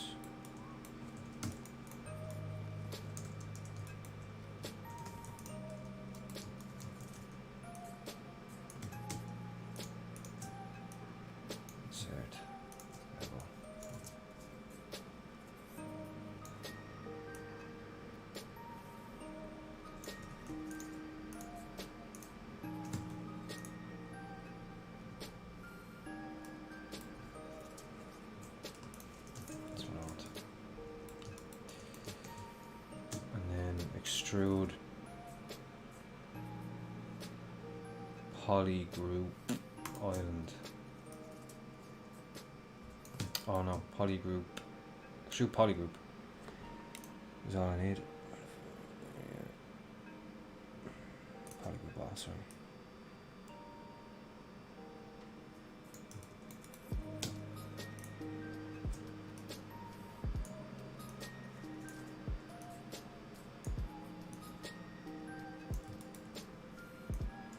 Just adding in spot loops.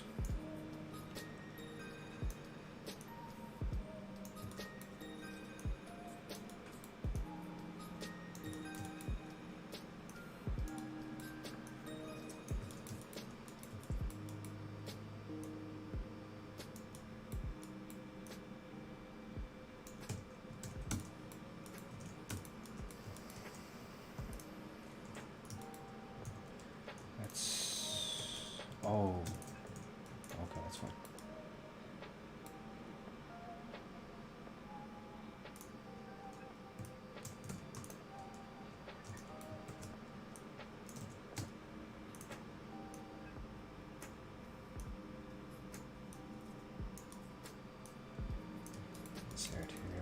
see what I'm doing now in a second.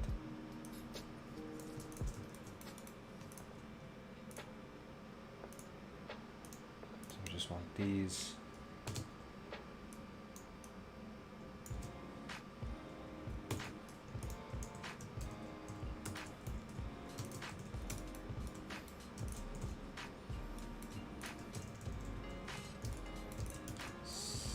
That's it. Just add a little lip.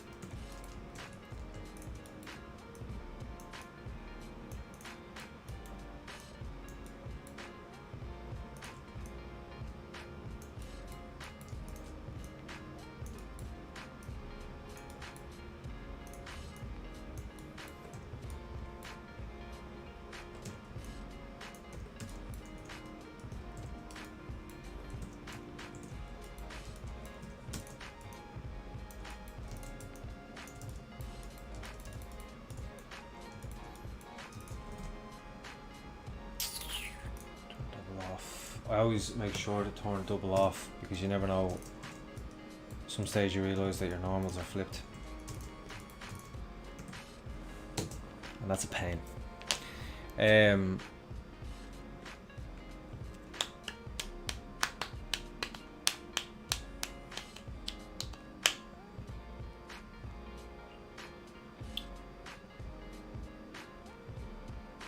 Bengal cat. They're not like a bad breed, it's pretty normal. Yeah, nice.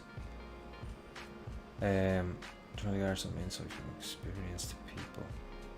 Oh, do you mind comparing? Oh, okay, sorry, I'm missing some stuff. Reminds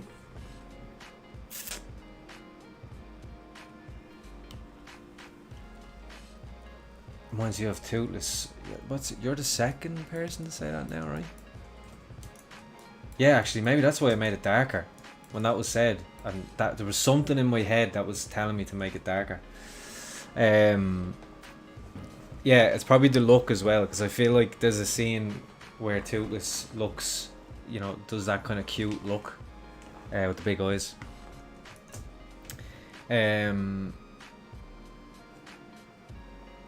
Alright, where was I? Bengal cat. Oh yeah, no, you. Would you mind? Oh yeah, okay, here we go. Lol Rory, would you mind comparing learning 3D modeling on ZBrush versus Blender for a beginner? I can't, because I've tried Blender before, but it just didn't sit with me. I can tell you about learning ZBrush. ZBrush was the first 3D software I ever learned. If ZBrush didn't exist, I probably wouldn't be a 3D artist, to be honest, because I needed like an artistic way into the 3D world, because that was my background. I was never into like modeling. Not that I didn't like it, but it wasn't like a passion of mine or anything like that. I was always drawing and painting, and then ZBrush was this like middle ground where you could be artistic and just sculpt, and I loved sculpting traditionally. Yeah, a friend of mine suggested it, said, oh, you, like, I don't know how many years ago now, I should try this software called ZBrush, and I'd heard of it in college and stuff, and so yeah, eventually I just gave it a try and started watching, you know, YouTube videos, you know, how do I like zoom in, how do I, you know, start and all that, like what's the basic brushes to use, like just enough that I could like start something. And I think I just found a really simple 2D and tried to make it, and then I kind of enjoyed that, and I didn't do a great job, but I did something, and then I made another one and another one, and so on and so forth, and I learned more as I went. And as I made, then I began, as I was making things, I would find reasons to like I'd be like, what's this fiber mesh thing all about? And then I'd be like, all right, so, and you know, I'd play around with it, and I'd see it like adding the likes of like grass and like these curly hairs to stuff, and I was like, how do I use that? So I'd come up with an idea for a character that involved making it somehow, and then I'd go and learn how to use fiber mesh in order to make that character, and I just kept going like that until eventually you know, I could make whatever over the years. And the biggest part was I was enjoying it every time. That to me is the biggest thing, is like you know, well, for me it certainly is. I'm not good at sitting there and just like, you know, reading documentation or something like that. I need to do it and I need something back. I need like a gratification at the end of a lesson or whatever, of like, I've achieved something for this, for my time here. Rather than just, I have knowledge in my head but I haven't done anything with it yet. I need something a bit more tangible to be like, oh, that was cool, and that'll keep me coming back. And that's what I always try to tell people, is to, you know, try to kind of implement that, because the most important thing is that you keep coming back. If you stop coming back, then you never learn, obviously, you know what I mean. That's the worst case scenario. So I hope that helps. I call my cat Yuri, a Russian cat. Cool. Yuri, I like that name. My dog is named after, it's the most Irish thing ever. My dog is named after an off license. I don't know if that's what you call it, like a liquor store. There's a liquor store, we call it an off license. Where I live, near where I live, and it's called Boomers, and my dog's name is Boomer. Don't ask me why. But he seems to be okay with it. What do you press to do the smooth preview? D. You just hit D. So if I go like this color here, that's on smooth preview. So I just hit Shift D to turn it off. You can see what the topology is like, and then I hit D, and that's it. And then it's Control D to actually subdivide it, and then Alt D to go down subdivisions. Oh, that makes sense.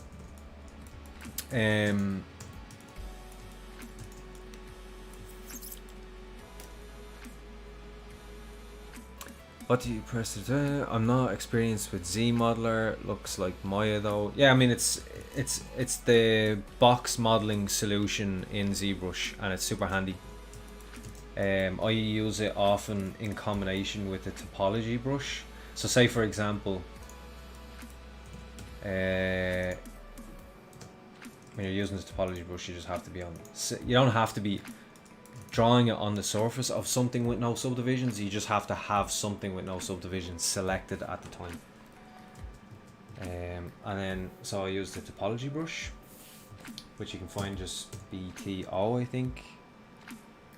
BTO, yeah. So brush, as in brush topology, BTO. For any of you who don't know what the system is there. So let's say I wanted to do like a little pocket in here. I could just do something like that. Sorry, do something like that. Real bare bones. Down. Let's go again here and then something like that, and then you can just go like that. Oh. Like that and like that, and then we just, so depending on the size of the brush will dictate the thickness of this one. So if I hit that, see, but I don't want that. I always like to do a plane first. So there it is with the topology I want, and what I can do from there is it's part of this at the moment, but once you hit accept, like you click down on it on the mesh beside it, or wherever on the mesh that will accept it with your brush at 1, and then it will mask whatever else is there. So this is not masked and everything else is, so I can just split masked, and now I've got a pocket. And actually, I'll tell you what, and now actually, so here I want the edge loop to go all the way around, not here, so I'll just collapse these.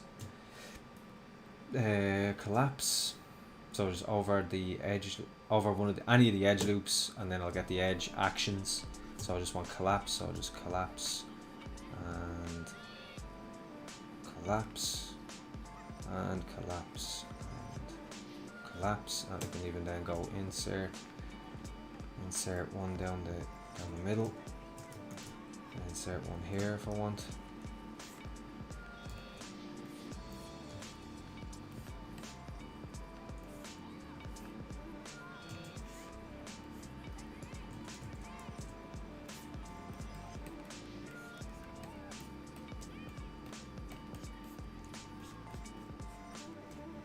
And I can move these around as much as I want, and then I can just hit project and it will snap that back onto the surface.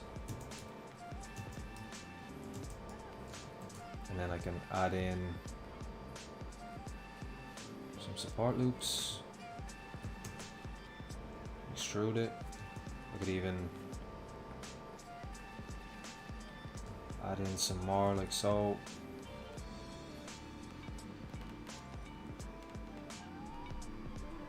And then I can, over this one I can mask edge loop complete, so the complete edge loop. Mask that, flip the mask, inflate backwards, and I get some a seam in the cloth. That's nice and clean and where I want it.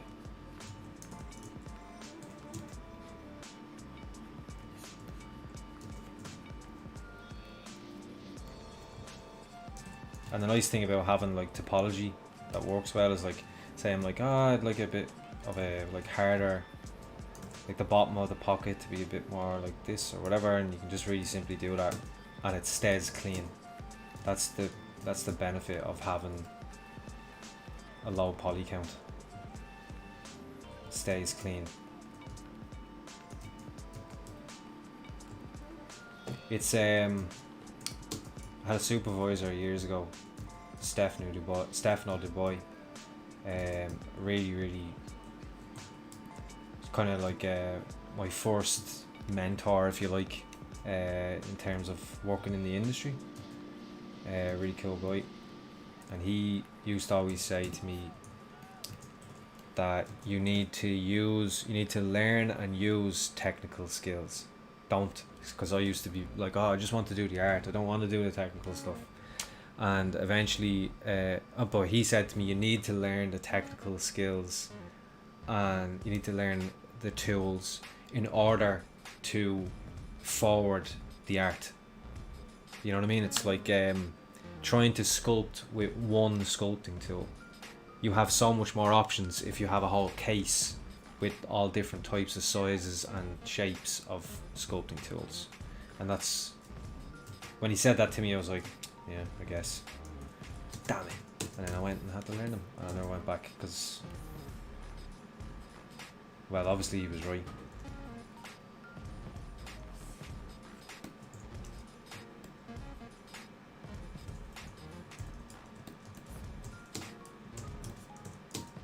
And plus he was, you know, years in the industry and all that, and I was just starting, so pretty much if he said it, I did it. Because of course, it makes sense.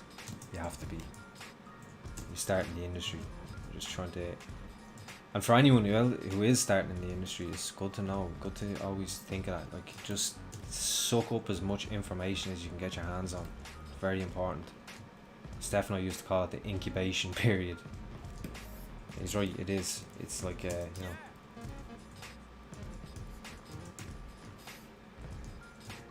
like a baby learning to walk. Where is the inflate under the normal UI? So under your, under your tools, go down to deformation, and inflate is here. You've also got inflate balloon. Inflate is standard inflate is what I was using there. This is a really good menu. There's a bunch of stuff that can be handy here, including like sometimes I use the smart resim to resymmetrize whatever mesh without messing up the topology, or like using mirror and weld. You know, if I have UVs on something, for example, you don't want to use mirror and weld because you break the UVs. and then polish by groups and stuff is super handy. So yeah, familiarize yourself with these, just play with them.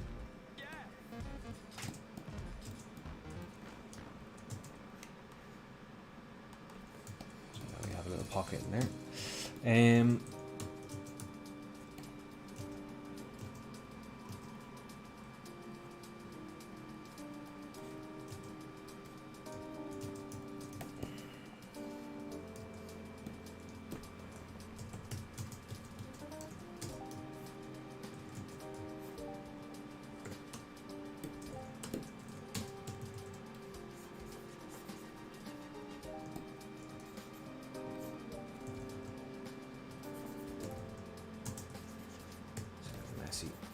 You see, like with the lower subdivisions, how much easier it is to smooth stuff. If I was just trying, if I only had like, if this was a big Dynamesh thing, I wouldn't be able to smooth that. Just wouldn't smooth it. I had to get in the H polish and all that stuff in there. It'd take forever.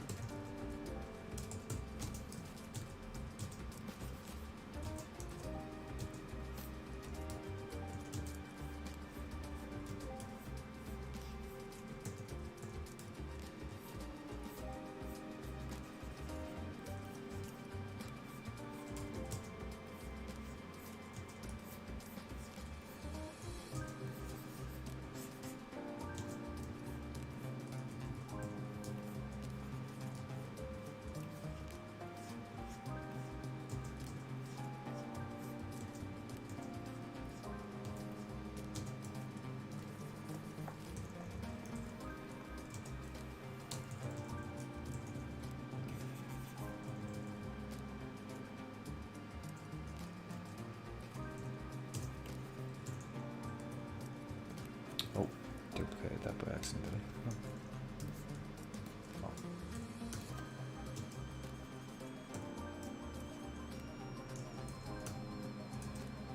I? I do, yes, I do have an Instagram. I can send it to you now.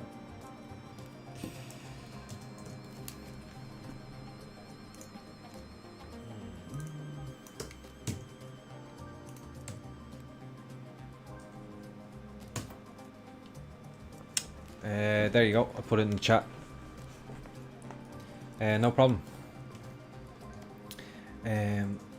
Oh, where are you from? Scotland. I'm not good at accents. Close. I'm from Ireland. From Dublin in Ireland.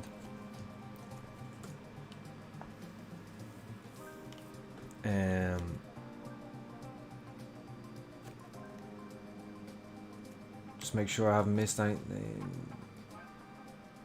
Named your pet after an offie too, right, mate? I like that making a finished product. Oh yeah, I like that making a finished product feels good. It's like working out. Feels better when you see the results. Yeah, exactly. Yeah, you need something. You need something to show you like you're getting somewhere.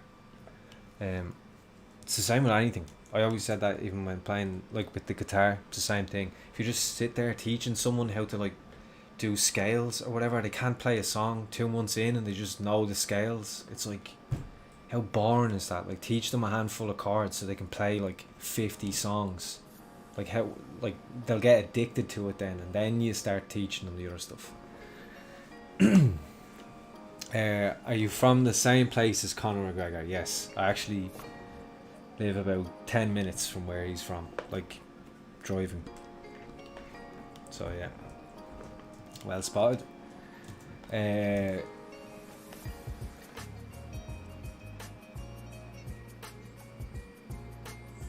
have to read it.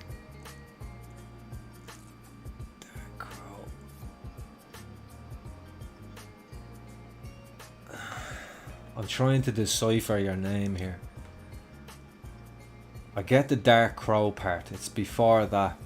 Itachi, the Dark Crow. Itachi, the Dark Crow. Do a little bit of camel case or something in there might be nice. What is that?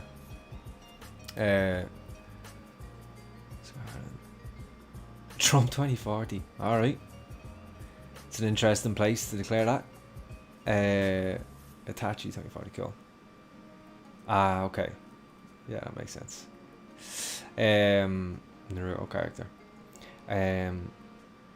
Do you have classes? Jacob is asking. Not currently.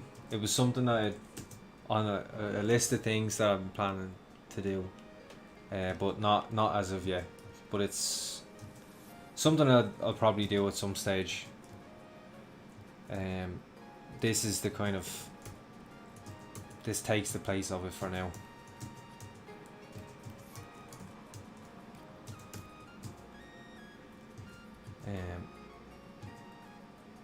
But yeah, something a bit more like honed in, and I know exactly what I'm gone to,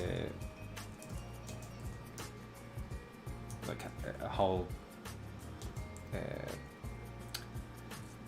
a course to go through, which is, or something like that. A good few people have asked me that, and then mentorship, so I was doing that, and I stopped doing that for a while. But I need to go back. Do I have this as a curve? I do.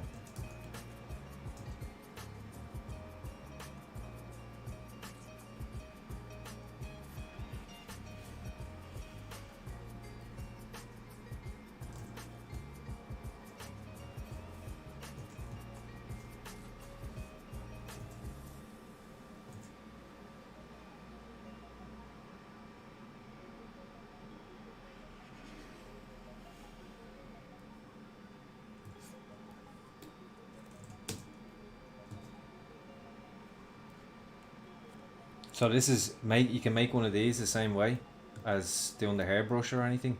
You just don't make them stitch.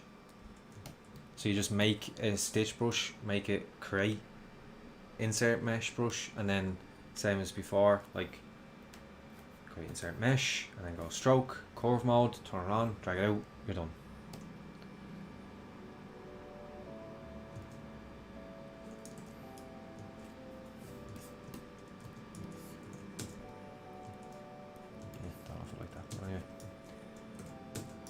Here now, this is you.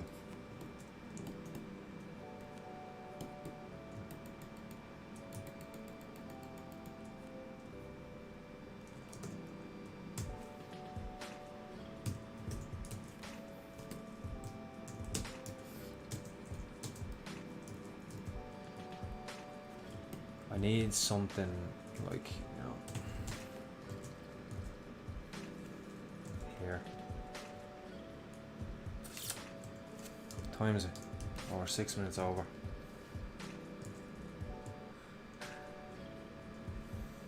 I'm an awful man for that.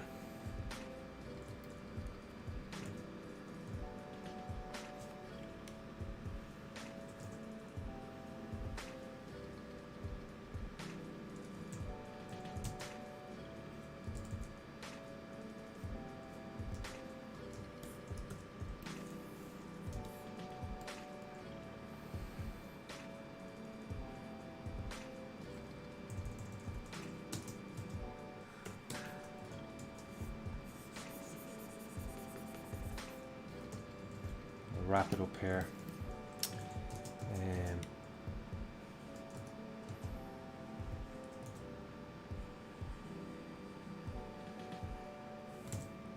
I should use the lazy mouse. Anyway.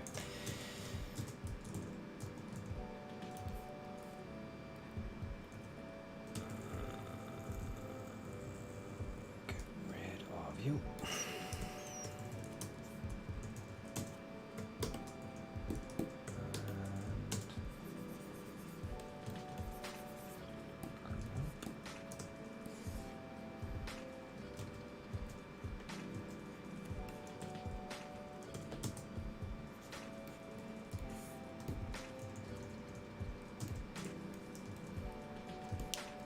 I'd say he's nearly done, guys. I need to sit down and maybe during the week and see, do I want to add, you know, little straps, buckles, little details just to break it up a little bit, maybe, I'm thinking. And sit down, because trying to think of designs is a bit more, for me personally, I like to, like, I'll take that and put it in Photoshop and like draw bits on it, nothing, but just to give me a visual. I need a visual idea of where I want to put stuff.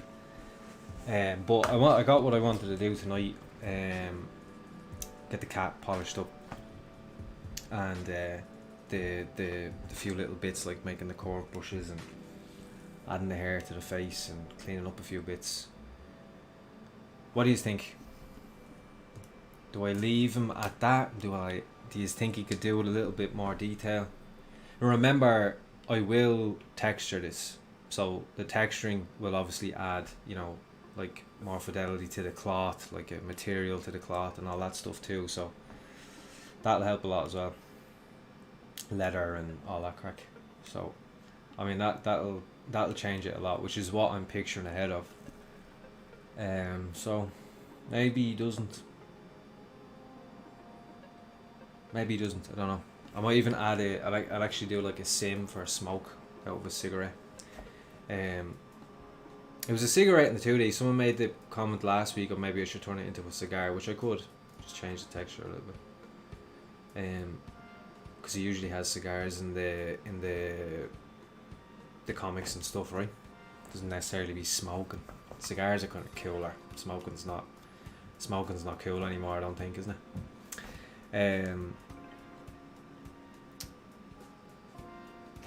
It's like, it was a 10 past.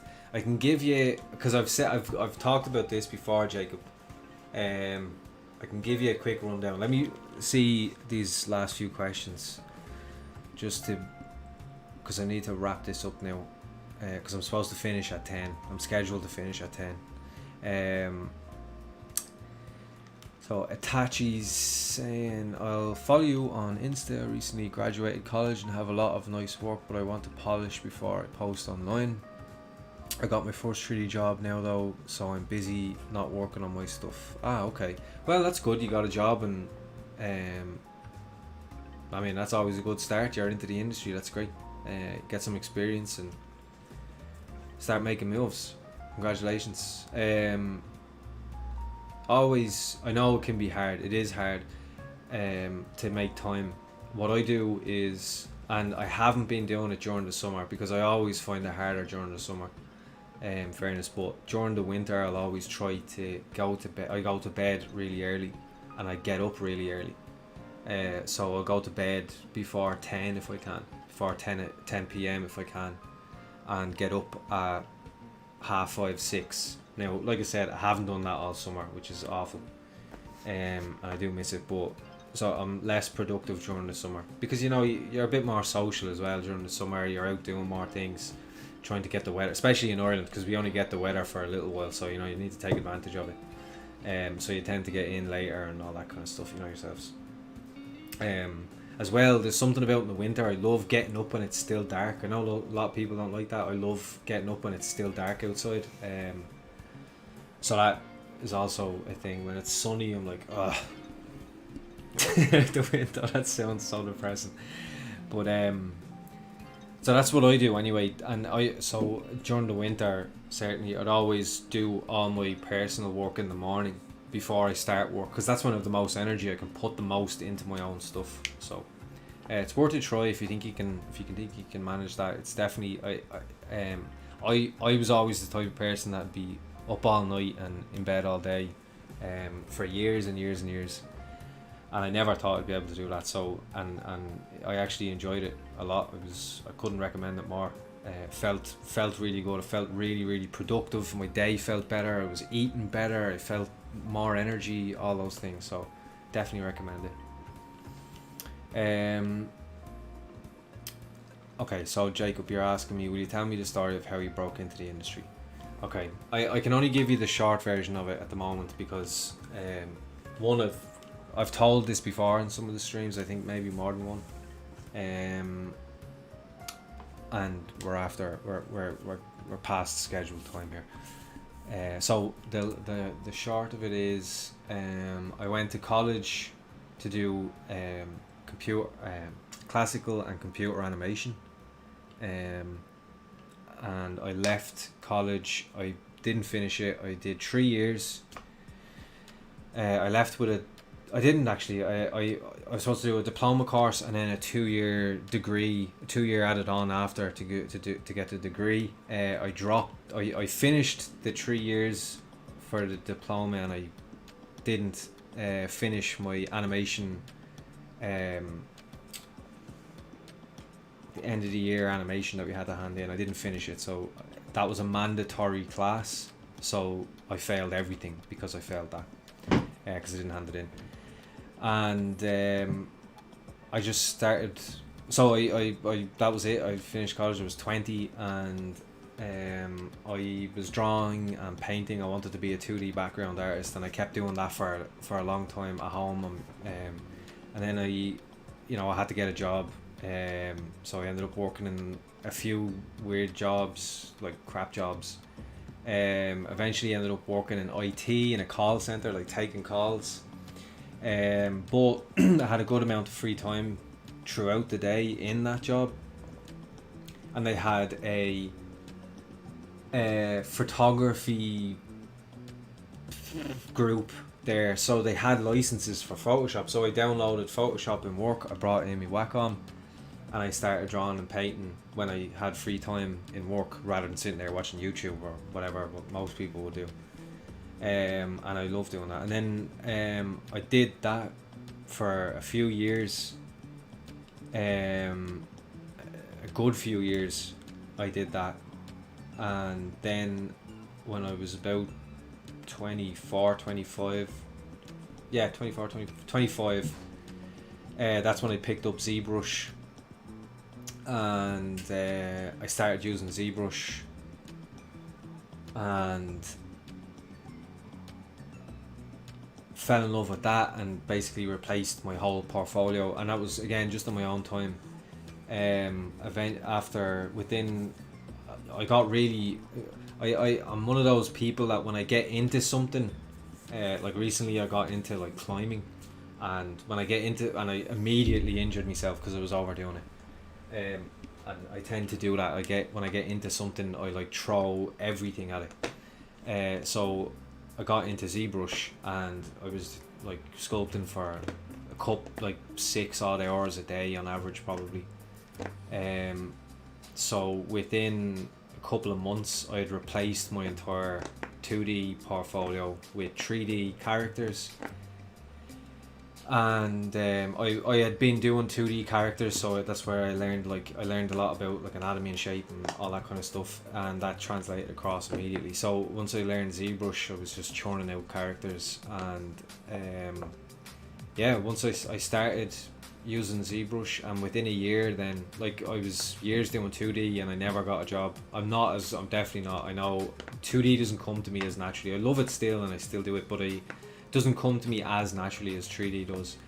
But 3D came to me quite naturally, and once I started it, I replaced my entire portfolio. I had a whole 3D portfolio within a couple of months, and within a year I got a job as a character modeler in a studio called Brown Bag,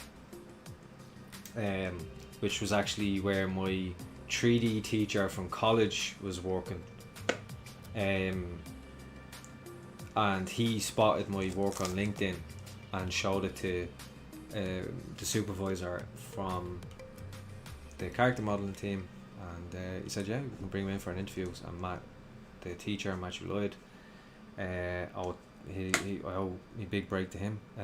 He told me apply so you can come in for an interview, and I did, and that's when I got into the industry, and then went from there. Pick up Brown Bag, yeah. And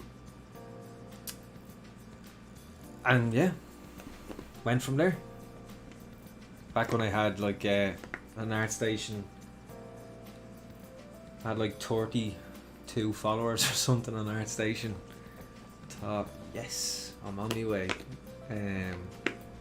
But you have to start somewhere. And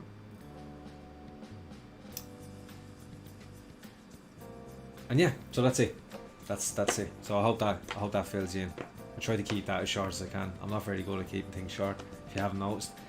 That isn't default lighting, right? Lol, your ZBrush render looks good. Yeah, so I was showing earlier, I'll show you again. So there's the shadow setting, so you can set that should get you most of the way there. So you can take a screenshot of that or whatever. and put that into your own ZBrush, and you should get a similar result.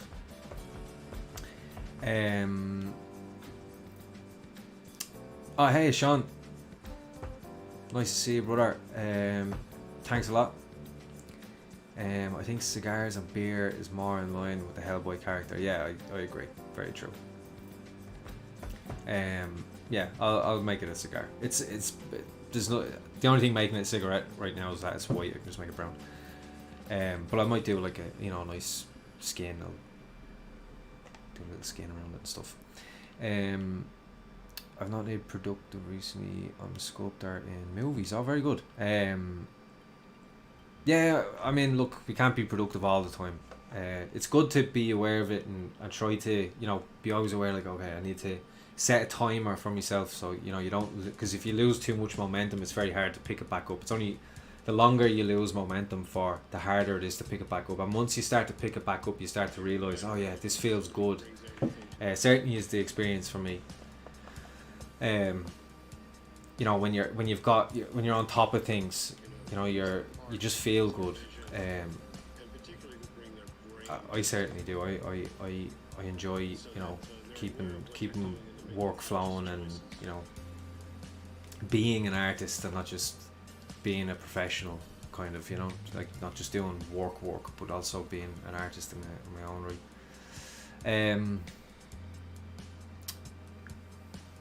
I'll add you on LinkedIn too. Oh yeah, cool. Yeah, sweet. I can send you this before I go.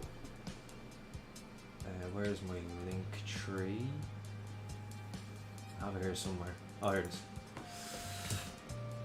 I put my link tree there, so if all my social medias and all that stuff is in there, you just click it and give you a nice list of whatever. If you want to follow me on any of them, then feel free. And yeah, we're knife brush looks sick. I love ZBrush as much as clay. Thank you. Okay, thank you for the tip on rendering. Just add you on LinkedIn too. Get cool. Yeah. Okay. So thanks for joining, guys. I'll wrap it up here. So if you enjoyed it, make sure hit the like, subscribe, all that good stuff. There's loads of other streamers. They're all top shelf artists, so they're well worth checking out if you haven't already. Feel free to leave a comment, any feedback, any suggestions, any thoughts you have, whatever. There's no wrong answer. And thank you very much for joining. So I will be back in 2 weeks with the next stream, and I'll see. I might actually, it depends on where we go with this Hellboy thing, if I want to add more detail or not. If I do want to add more detail, I'll keep it for the stream. If not, I might start something new in the next one, and start doing this on my own time. And hopefully, if you do follow me on the social medias or whatever, you'll see the final cool render and stuff. And at some stage, I will try to do a tutorial together for like lighting and stuff. But it's just finding time, you know yourself. Alright guys, so I love yous and leave yous, always a pleasure, and thanks for joining.